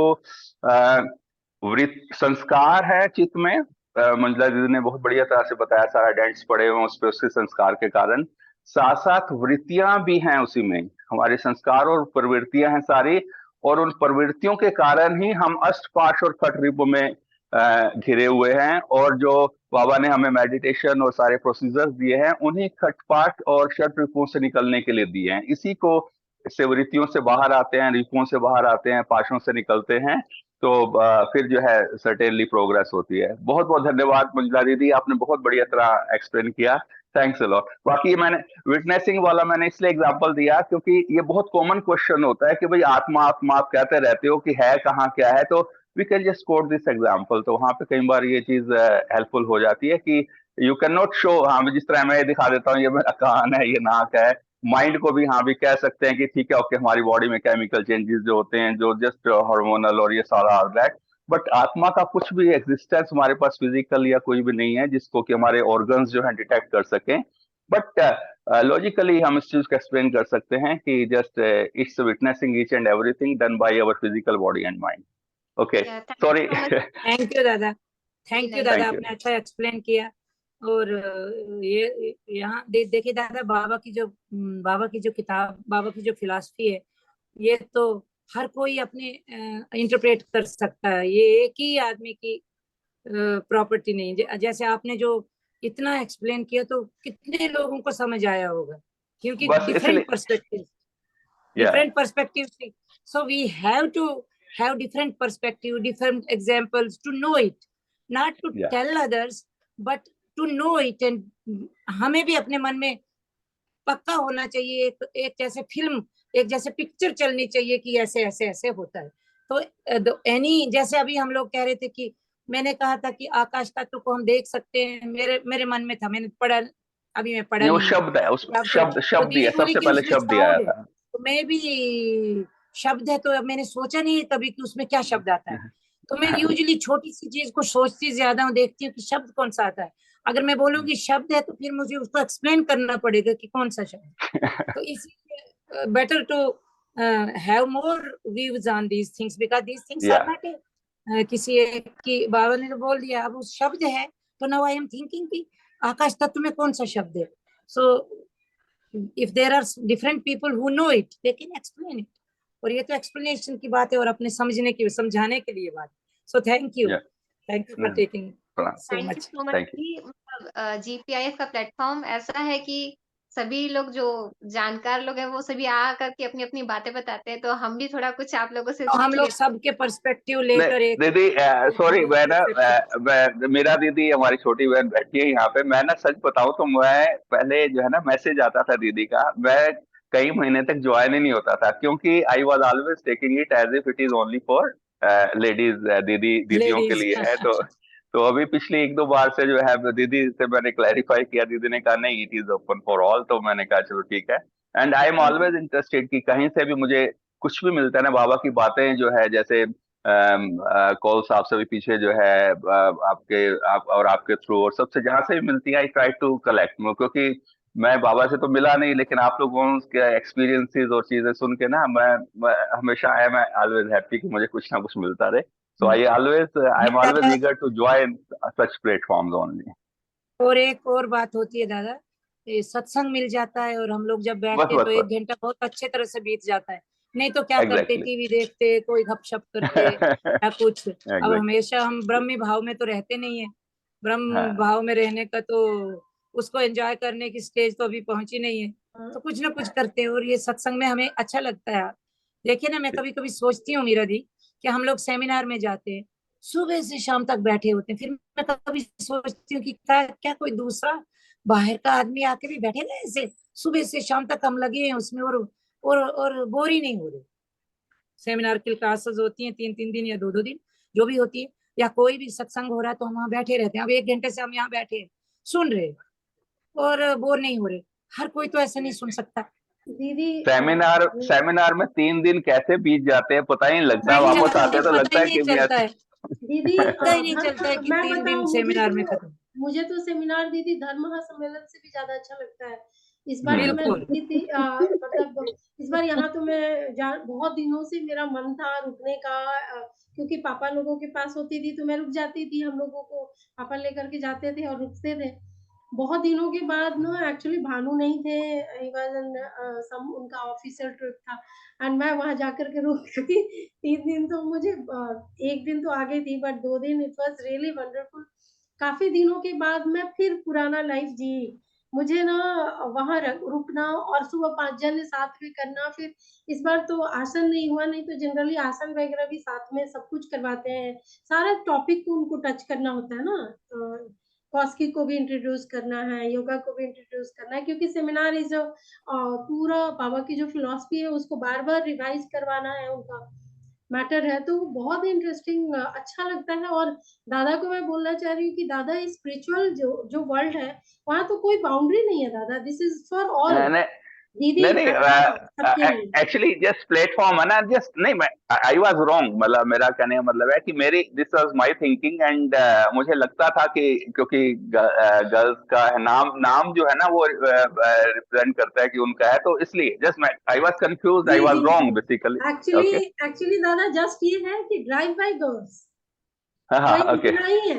क्योंकि बाबा ने हम लोगों को अलग से इसलिए दिया क्योंकि क्या होता है, अगर ये नहीं देते बाबा तो शायद फिर से हम लोग पीछे पीछे ही चल रहे होते। तो बाबा का था कि बहुत हो गया पीछे पीछे चलना, बंद करो, तुम खुद चलो, उनको भी चलने दो, तुम खुद चलो और तुम भी अपना विजन दिखाओ, उनकी विजन भी हो, लेकिन हमारे विजन को कोई ये ना कहे कि तुम्हारे विजन का कोई वैल्यू नहीं है। तो बाबा ने ये क्लियर कर दिया कि हर किसी को सल्वेशन, हर किसी का इक्वल अधिकार है। और अगर आप अवेकनिंग ऑफ वुमेन पढ़ेंगे तो बाबा ने इतना अच्छे से एक्सप्लेन करा है ऐसे गुरु दादा रेयरेस्ट ऑफ द रेयर, मतलब परम पुरुष ही हो सकते हैं जो कि पूरी सृष्टि को बैलेंस करने की कैपेसिटी होगी, अदरवाइज तो साधारण मैं दीदी कई बार ना डिस्कशन होता ना, मैं बताता हूँ। मैंने कहा कि आप बताओ किसी भी मंदिर में आप दिखा दो पंडित कोई लेडी हो, पूरे ऑल ओवर वर्ल्ड जो है, मैंने कहा हमारे यहाँ सारी पंडित जी हैं, जितने पंडित जी जेंट्स हैं उतनी लेडीज हैं, शादी ब्याह उनके बिना हो ही नहीं सकता। जस्ट मतलब कितना बाबा ने जो है बिल्कुल इक्वल दिया है। जस्ट मेरा कंफ्यूजन था, मेरी गलती थी, I feel sorry for that नहीं नहीं कि दादा, कोई मेरे को नहीं मालूम था नहीं नहीं कि दादा, ये इसमें आपकी गलती नहीं थी। पहले पहले सबको लगता था कि GPIF का प्लेटफॉर्म है तो हमें नहीं जाना। अब ये बाद हाँ में क्लासेस ऐसे होते फिर हैं लगा कि दीदी कुछ ऐसी GPI क्लासेस होती भी GPIF थी। मैनेज्ड है, लेकिन पार्टिसिपेट तो हर कोई कर सकता है। Okay agree. देखिए, मैं कहना चाहूंगी कि एक्चुअली शुरुआत में कुछ क्लासेस ऐसी थी भी जिसमें हमने कंडीशन रखा था कि सिर्फ गर्ल्स के लिए है, लेकिन बाद में ओके आई थिंक ऐसे टॉपिक्स आ गए कि सभी के लिए ओपन कर दिया। और साथ ही में मीतू दीदी ने काफी देर से हैंड रेज किया हुआ है, तो मीतू दीदी से हम एक बार सुन जी लेंगे। जी जी जी जी जी, थैंक यू सो मच दीदी। मैंने हैंड रेस तभी कर दिया था जब अजय दादा ने कहा मैंने बाबा को नहीं देखा है, मैंने बाद में ज्वाइन किया। तो दादा प्लीज करेक्ट, हर एक आदमी करेक्ट करे। हम लोग रोज बाबा को देखते हैं, पहले क्या क्या देखा और आज क्या देखते हैं, तो लगता है कि आज जो देख रहे हैं वही बाबा है। पहले तो हम लोग बैठे रहते थे, हमें समझ नहीं, मतलब मैं औरों की नहीं अपनी बात कर रही हूँ, हम लोग जाते थे DMS में और बस जस्ट बाबा को बैठे बैठे देखते थे, समझ कुछ नहीं आता था। ऑनेस्टली स्पीकिंग, एक आध लाइन को छोड़कर कुछ नहीं समझ में आता था।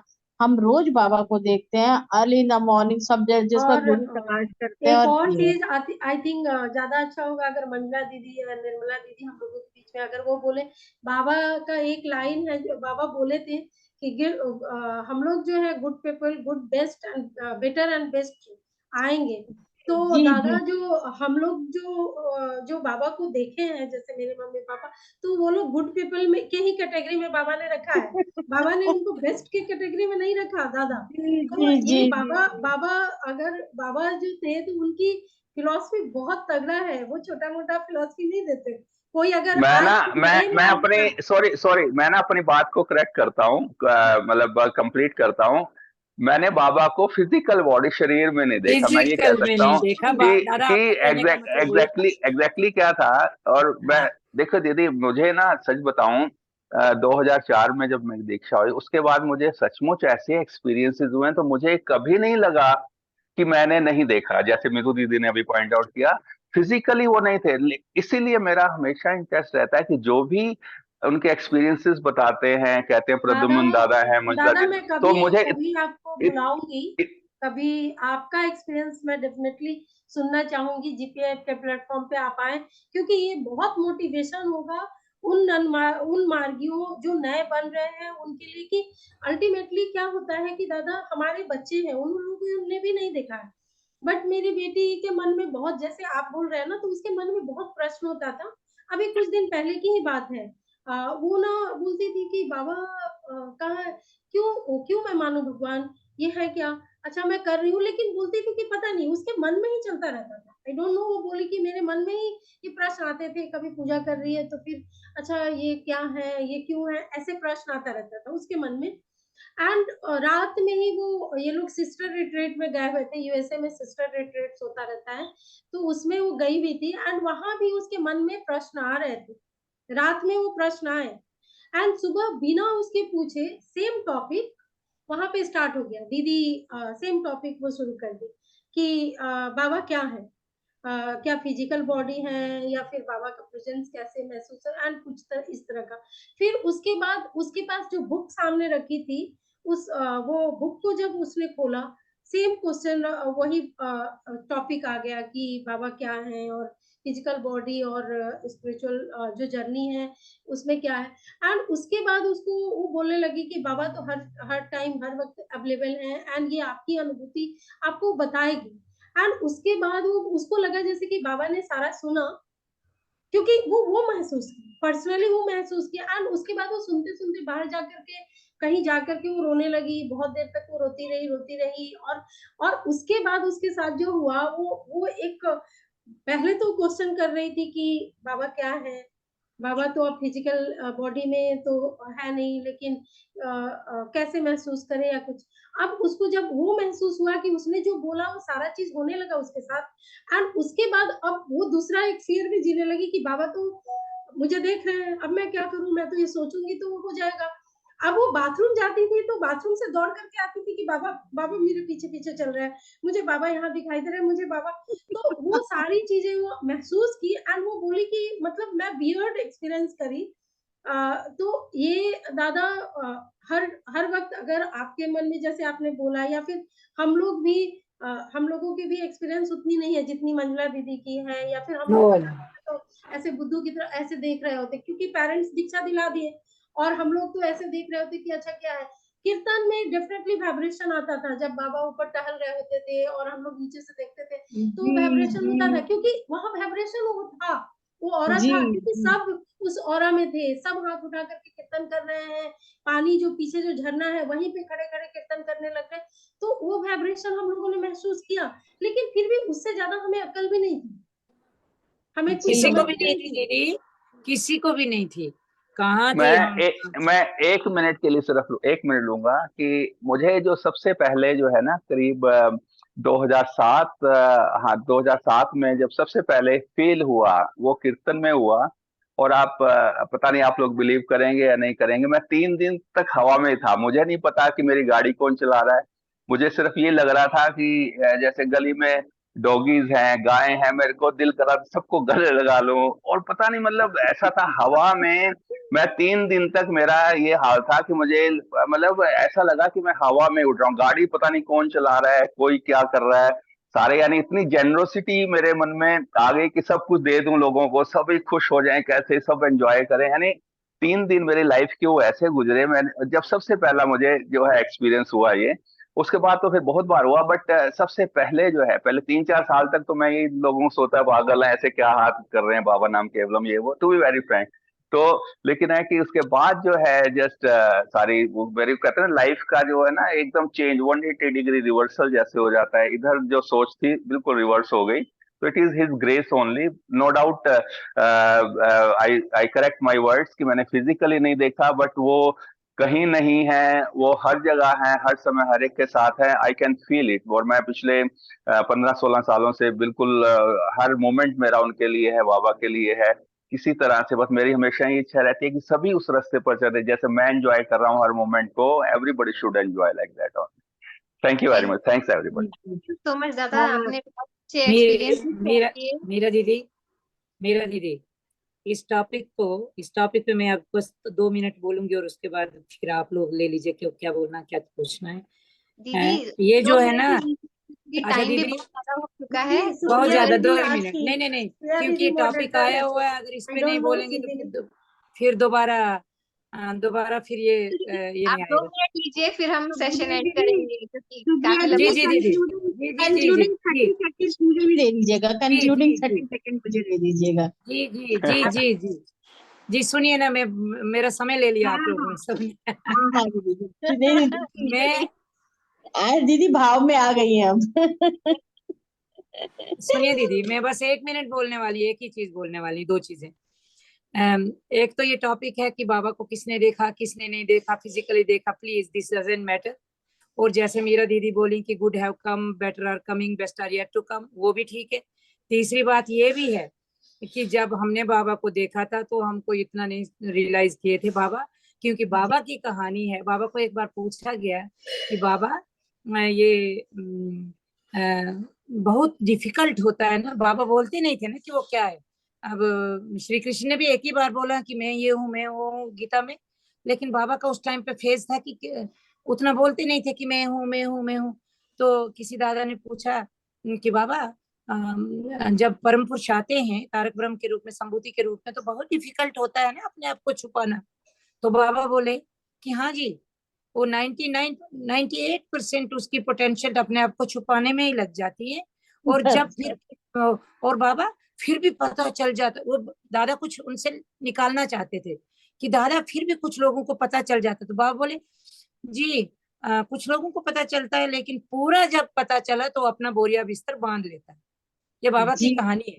जी कि जी 98% उसकी पोटेंशियलिटीज तो इसी में खर्च हो जाती हैं कि वो अपने आप को कैसे छुपाए। अगर नहीं छुपाएगा तो इतने लोगों की भीड़ हो जाएगी कि काम नहीं होगा। और इसीलिए वो छुपाते हैं। और बाबा फिर भी पता चल जाता, बाबा बोलते हैं हाँ जी, फिर भी पता चल जाता। और जब सबको पता चल जान लगता है कि चल गया, तो वो अपना बोरिया बिस्तर बांध लेता है। तो इसका मतलब ये नहीं है कि मंजुला दीदी ज्यादा जानती हैं, मीरा दीदी कम जानती हैं, मीतू दीदी ज्यादा जानती है, या दादा बाद में आए। सबका हाल वही है। जब जब बाबा को रियलाइज करवाना है तो करवाते हैं, जब नहीं करवाते तो नहीं करवाते। और दूसरी बात, जो दादा बोल रहे थे अपना एक्सपीरियंस, ये हर साधक के टाइम में एक दो बार एक्सपीरियंस बाबा इसलिए देते हैं। हम लोग मजाक करते हैं घर में कि ये तो बाबा ना शहद चटा देते हैं कि इसके पीछे लगे रहो। एक बार शहद चटा लिया तो हम कहते हैं कि वही कंडीशन हमें आए, वही आए, वो आती नहीं है। हम बैठे गिर गए होते नीचे, लेकिन वो याद रहता है कि उस दिन हमको ऐसा हुआ था, ये हो सकता है। बिल्कुल। तो यही कहानी सबके घर में हुई होगी, सबके साथ हुई होगी, लेकिन रोज नहीं होती किसी के साथ भी। फिर उसी को ढूंढने में लगे हुए हैं, सुबह शाम साधना करो, ये करो, वो स्टेज आने वाली है।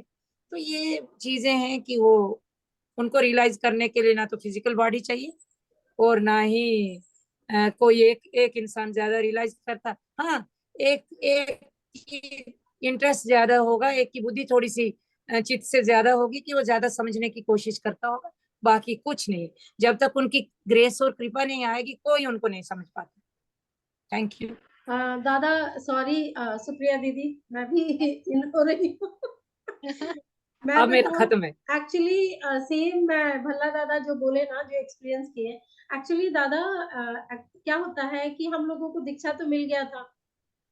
एंड क्या होता है, जब आपको चीजें इजिली मिलती है ना, तो आप चल तो रहे होते हैं, अट्रैक्शन भी होता है, लेकिन आप फिलोसफी को समझ करके जब चलते हैं, वो एक अलग अनुभव होता है। तो ये मेरा कब हुआ, मुझे लगता है कि वो टाइम मेरे लाइफ का टर्निंग पॉइंट था डेफिनेटली। ये करीब 14 या 13 की टाइम की बात है। मैं ना उस समय, जैसे आप बोल रहे हैं ना कि मैं हवा में थी, हवा में चल रहा था, सेम वो फेज मेरे लाइफ में। मैं 3-4 दिन रातों तक, मैं कई एक रातों तक मैं सोई नहीं, और मैं थकान भी नहीं महसूस करती थी। एंड पूरी रात मेरा ईश्वर प्राणिधान चलता था, मुझे याद है। और उसके बाद मैं 5 जन के लिए भी मैं रेस्टलेसनेस होता था कि मुझे 1 सेकंड मेरा मिस नहीं होना चाहिए, मुझे उठना है, क्योंकि this is very important for me. उससे पहले पेरेंट्स मुझे डांट रहे होते थे उठाने के लिए। जब पापा आते थे तो मेरा, हम लोगों का ऐसे फियर होता था कि अब 5 बजते ही सब लोग आएगा उठाने, और हम लोग कहाँ छुप करके जाए, पता नहीं, सोने का भी मौका नहीं मिलेगा, किधर छुप जाए। और सब लोग, हम लोग एक एक जगह ढूंढते थे कि कहीं छुप जाए, जान बचे, तो नहीं तो बस सामत है। और 4:30 बजे, 4 बजे से मेरे घर में हंगामा मचना शुरू हो जाता था। सब लोग उठ करके पता नहीं चल रहे हैं, दौड़ रहे हैं, उठे हुए हैं। तो ऐसे था, 4:30 बजे, 5 बजे तक पापा सबको डांट डांट करके बैठा देते थे, और हम लोग झुक झुक करके कर रहे होते थे। होली हो, धर्म चक्र होगा, दिवाली हो तो धर्म चक्र हो रहा है। अब सब लोग दीप जला रहे हैं, क्रैकर जला रहे हैं, और हम लोग बैठ के धर्म चक्र कर रहे हैं। एंड फिर अंदर से गुस्सा भी आता था, और कभी कभी अगर हंस दिए उस समय तो पिट गए, क्योंकि फिर हंसी क्यों। अच्छा, दो भजन के बाद तीसरा भजन नहीं गाया जाए, हम लोगों के मन में चलता था कि अब तीसरा भजन नहीं गाया जाए, कीर्तन नहीं हो। लेकिन 3 की जगह पे पापा 5 गा देते थे, और 1-2 गा दो, और उसके बाद कीर्तन चल रहा है, और हम लोगों का पूरा बटन, पूरा ध्यान है लाइट की तरफ कि सबका तो अभी लोग इस टार्चर से निकले हुए हैं। जी दादा। तो लेकिन जब रियल फीलिंग, अब हम लोग अपने बच्चों को सेम कर रहे होते हैं, सेम। बिल्कुल तो और वहां बिल्कुल। भी सेम सुन रहे होते हैं, क्योंकि वहां से रिएक्शन आता है कि तुम फोर्स मत करो, मैं कर लूंगी, इस तरह का। तो दादा, मैं अब मैं समझती हूँ कि मुझे भी पापा मेरे से बोलते थे कितना देर पूजा करनी है, आधा घंटा से काम नहीं, इतना देर नहीं, इतना देर करो। तो अभी तक पूछते हैं मेरे पापा की तूने कितनी पूजा की, हाँ, मानते अभी ही भी, नहीं और है। मम्मी मम्मी भी अभी भी, अब तो अब कर रहे हैं तो भी पूछा जा रहा है, नहीं अगर टाइम पे नहीं किए तब भी पूछा जाता था। तो दादा, ये सब बिल्कुल एक्सपीरियंस बिल्कुल। जो है ना, ये गजब का है, पर्सनल ना। और बाबा बोले हैं कि मैं सबका पर्सनल गॉड हूँ, तो पता नहीं वो कब किसको किस रूप में रियलाइज करे, एंड कब आपको समझ में आए कि रियली ये, मतलब मुझे, वी आर ब्लेस्ड कि हम लोगों को मिल गए तारक ब्रह्म। एंड ये कृपा उनकी है कि वही लेकर के हम लोगों को चलेंगे, अदरवाइज तो हम लोगों की अकल कहाँ है, कितनी है ज्यादा, हम लोग पता नहीं कहाँ जा करके क्या कर ले, कैसे कर ले। तो बस ये सारी ज्यादा एक्सपीरियंस ही है सबकी अपनी जी, अपनी। थैंक यू सो मच दीदी। मितु सिंह दीदी लास्ट में कुछ कहना चाहती हैं दीदी? जी नहीं दादा। जी, मुझे दीदी बस 30 सेकंड दे दीजिए घड़ी देखकर। एक श्योर श्योर दीदी, इम्पोर्टेंट मैंने अनाउंस बस एक वार्न किया था कि टाइम लिमिट हो गया है, बट आप लोग कंटिन्यू कीजिए, सुनने में ही इतना अच्छा लग रहा है कि हम भी अब नहीं रुकेंगे। ओके। एक इम्पॉर्टेंट अनाउंसमेंट कल की क्लास की करनी है। कल से हम लोग Sanskrit language, basic Sanskrit language की क्लासेस शुरू करने जा रहे हैं, जो कि बहुत बहुत यूजफुल होगी। जो जो लोग ज्वाइन करेंगे उनको उसका बेनिफिट भी मिलेगा। बिकॉज हम लोगों के जो जो हमारे पूजा में हमारे जो मंत्र हैं, जैसे हम अखंड मंडलाकारम करते हैं, संघ अच्छादम करते हैं, ये सब के सब संस्कृत के हैं। और हम लोगों को पता होना चाहिए बीइंग आनंद मार्गी कि इन के मीनिंग क्या है, इसमें संधि विच्छेद करके कैसे शब्दों का मीनिंग बनाया जाए। तो इसके लिए मिसेस निशु आहूजा दीदी हैं, ये हमारे दिल्ली के भुक्ति प्रधान दादा हैं, उनकी वाइफ भी हैं, स्टॉन्च आनंद मार्गी हैं, MA BEd एजुकेटेड हैं। दिल्ली गवर्नमेंट स्कूल में as a TGT train graduate teacher के तौर पे वो काम कर रही हैं। और पहले उससे पहले वो असिस्टेंट कमिश्नर थी इंडस्ट्रीज की यूपी गवर्नमेंट में, वो छोड़ के उन्होंने ये वाली जॉब ली है। तो I request everybody to be available to tomorrow at 3 PM on the same platform. तो यही मुझे अनाउंस करना था। थैंक यू वेरी नहीं, मच। इसमें ना जो देवनागरी संस्कृत के बाद ना जो रोमन संस्कृत है, जो जिसमें मैक्सिमम हमारी बुक्स वगैरह लिखी हुई हैं, सब कुछ बाबा ने जो बताया, उसके बाद वो भी करेंगे। उसमें ज्यादा नहीं, उसमें 2-3 क्लासेस में हो जाएगा। लेकिन पहले जो अमेरिकल, एक्चुअली निशु दीदी से बात हुई थी, हम लोग तो मिलते रहते हैं यहीं पर दिल्ली में। तो कल मैंने मीरा दीदी का जब वो मैसेज देखा तो मैंने उनसे बात की। तो मैंने यही कहा, मैंने कहा रोमन संस्कृत कहते नहीं, पहले देवनागरी संस्कृत होगा, उसकी कुछ क्लासेस करेंगे, फिर रोमन पे आएंगे। और बहुत जरूरी है, मैंने बल्कि कईयों को कहा है जुड़ने के लिए कल की क्लास के लिए, बिकॉज इट इज रिक्वायर्ड, बहुत जरूरी है। इसके बिना जो है ना काम नहीं चलेगा, और बहुत अच्छी तरह से हम फिर आगे जा सकते हैं, लोगों को भी बता सकते हैं एक्चुअली और खुद भी ले सकते हैं। दादा बाबा की भी अगर बुक पढ़े, और बाबा बहुत ज्यादा ध्यान दिए इन सारी चीजों पे, तो हम्म। इसलिए दीदी दीदी का कहना था कि हम लोग रॉन्ग प्रोनाउंसिएशन करते हैं एंड श्लोकास को, एंड कैसे उसको प्रोनाउंस करना है, अंडरस्टैंडिंग, तो सारी चीजों के लिए। और वी आर ब्लेस्ड कि हमारे बीच में निशु आहूजा दीदी हैं, और मैं इस बार सेमिनार में उनके साथ मेरा काफी अच्छा इंटरेक्शन रहा। और उन्होंने, क्योंकि मैं संस्कृत क्लासेस ज्वाइन की हुई हूँ, दिस इज फ्री ऑफ अच्छा, अच्छा। कॉस्ट है, तो उसी क्लास में दीदी आई हुई थी। और दीदी ने मतलब दीदी मेरा लिंक को ही देख करके बोली कि आप लोग इंटरेस्टेड हैं। तो मैं खुद संस्कृत की मतलब रह चुकी, मेरा सब्जेक्ट रह चुका है UPSC में उनका। तो इसलिए अगर हमारी मार्गी दीदी हैं और वो अगर आ रही हैं, तो डेफिनेटली मेरा सब लोगों से रिक्वेस्ट है कि आप लोग जरूर जुड़े। ये अपॉर्चुनिटी है कि हमारे पास ऐसे लोग हैं और वो करवाएंगे। और दूसरा है कि रिक्वेस्ट आया था कि कुछ लोग हैं जो वर्किंग है, वो वीकेंड का रिक्वेस्ट किए थे। तो आज मैं निशु दीदी से बात करूंगी, कल तो एक इंट्रोडक्शन क्लास होगा, तो जरूर जुड़े। हम लोग एक इसका सिलेबस पैटर्न भी बनाएंगे, और साथ साथ उसका पहले बेसिक से स्टार्ट करेंगे, फिर धीरे धीरे विभूतियां और वो सारी चीजों को, भक्ति विभक्ति, और जैसे हुआ तीता हंसी सीसा, शब्द जो है उसका एक वचन, बहुवचन, द्वितीया, वो सारी चीजों को हम लोग टच करेंगे। तो मैं खुद पढ़ रही हूँ क्योंकि मुझे ना बहुत इंटरेस्ट आ रहा है पढ़ करके, जान करके। तो उसके बाद आशु दीदी निशु दीदी बोली, तो मुझे लगा कि this is a good opportunity. और मैं चाहूंगी कि ज्यादा से ज्यादा GP मेंबर भी ज्वाइन करें, और आउटसाइड भी दादा वल्ला दादा ज्यादा से ज्यादा लोग ज्वाइन करें। तो क्या होता है, एक टीचर को, एक तो वो पढ़ाने आ रही है, टीचर के पास अगर स्टूडेंट ना हो, तो ये बहुत ही मतलब अजीब सा सिचुएशन हो जाता है कि आपके लिए टीचर तो अवेलेबल है, लेकिन आप ही को इंटरेस्ट नहीं है। और अगर बाबा की चीजों को जाने, तो बाबा इन सारी चीजों पर बहुत जोर दिए हैं। तो मेरा रिक्वेस्ट रहेगा सबसे कि जरूर आप लोग कल जुड़े। यह अपॉर्चुनिटी है हम लोगों के लिए, एक लैंग्वेज को सीखने के लिए। तो और कल हम लोगों का एक इंट्रोडक्शन ही क्लास होगा, उसमें जितने क्वेरीज होंगी वो निशु दीदी ही बताएंगे, क्योंकि मेरी अंडरस्टैंडिंग भी इतनी नहीं संस्कृत में, 10th तक मैं पढ़ी थी। एक ब्रशअप ही हो रहा है, तो और ज्यादा मतलब सीखेंगे तो प्रॉपर हम बोल पाएंगे, हम लोग श्लोक का प्रॉपर उच्चारण कर पाएंगे, तो इसलिए है। तो कल के क्लास में आप लोग सब जरूर जुड़े। नमस्कार। थैंक यू दीदी, नमस्कार सभी को, नमस्कार सभी को, 2 मिनट कीर्तन धन्यवाद आज जरूर के कर क्लास लिया में जुड़े कीजिए खत्म करने से स्पेसिफिकली पहले। के लिए।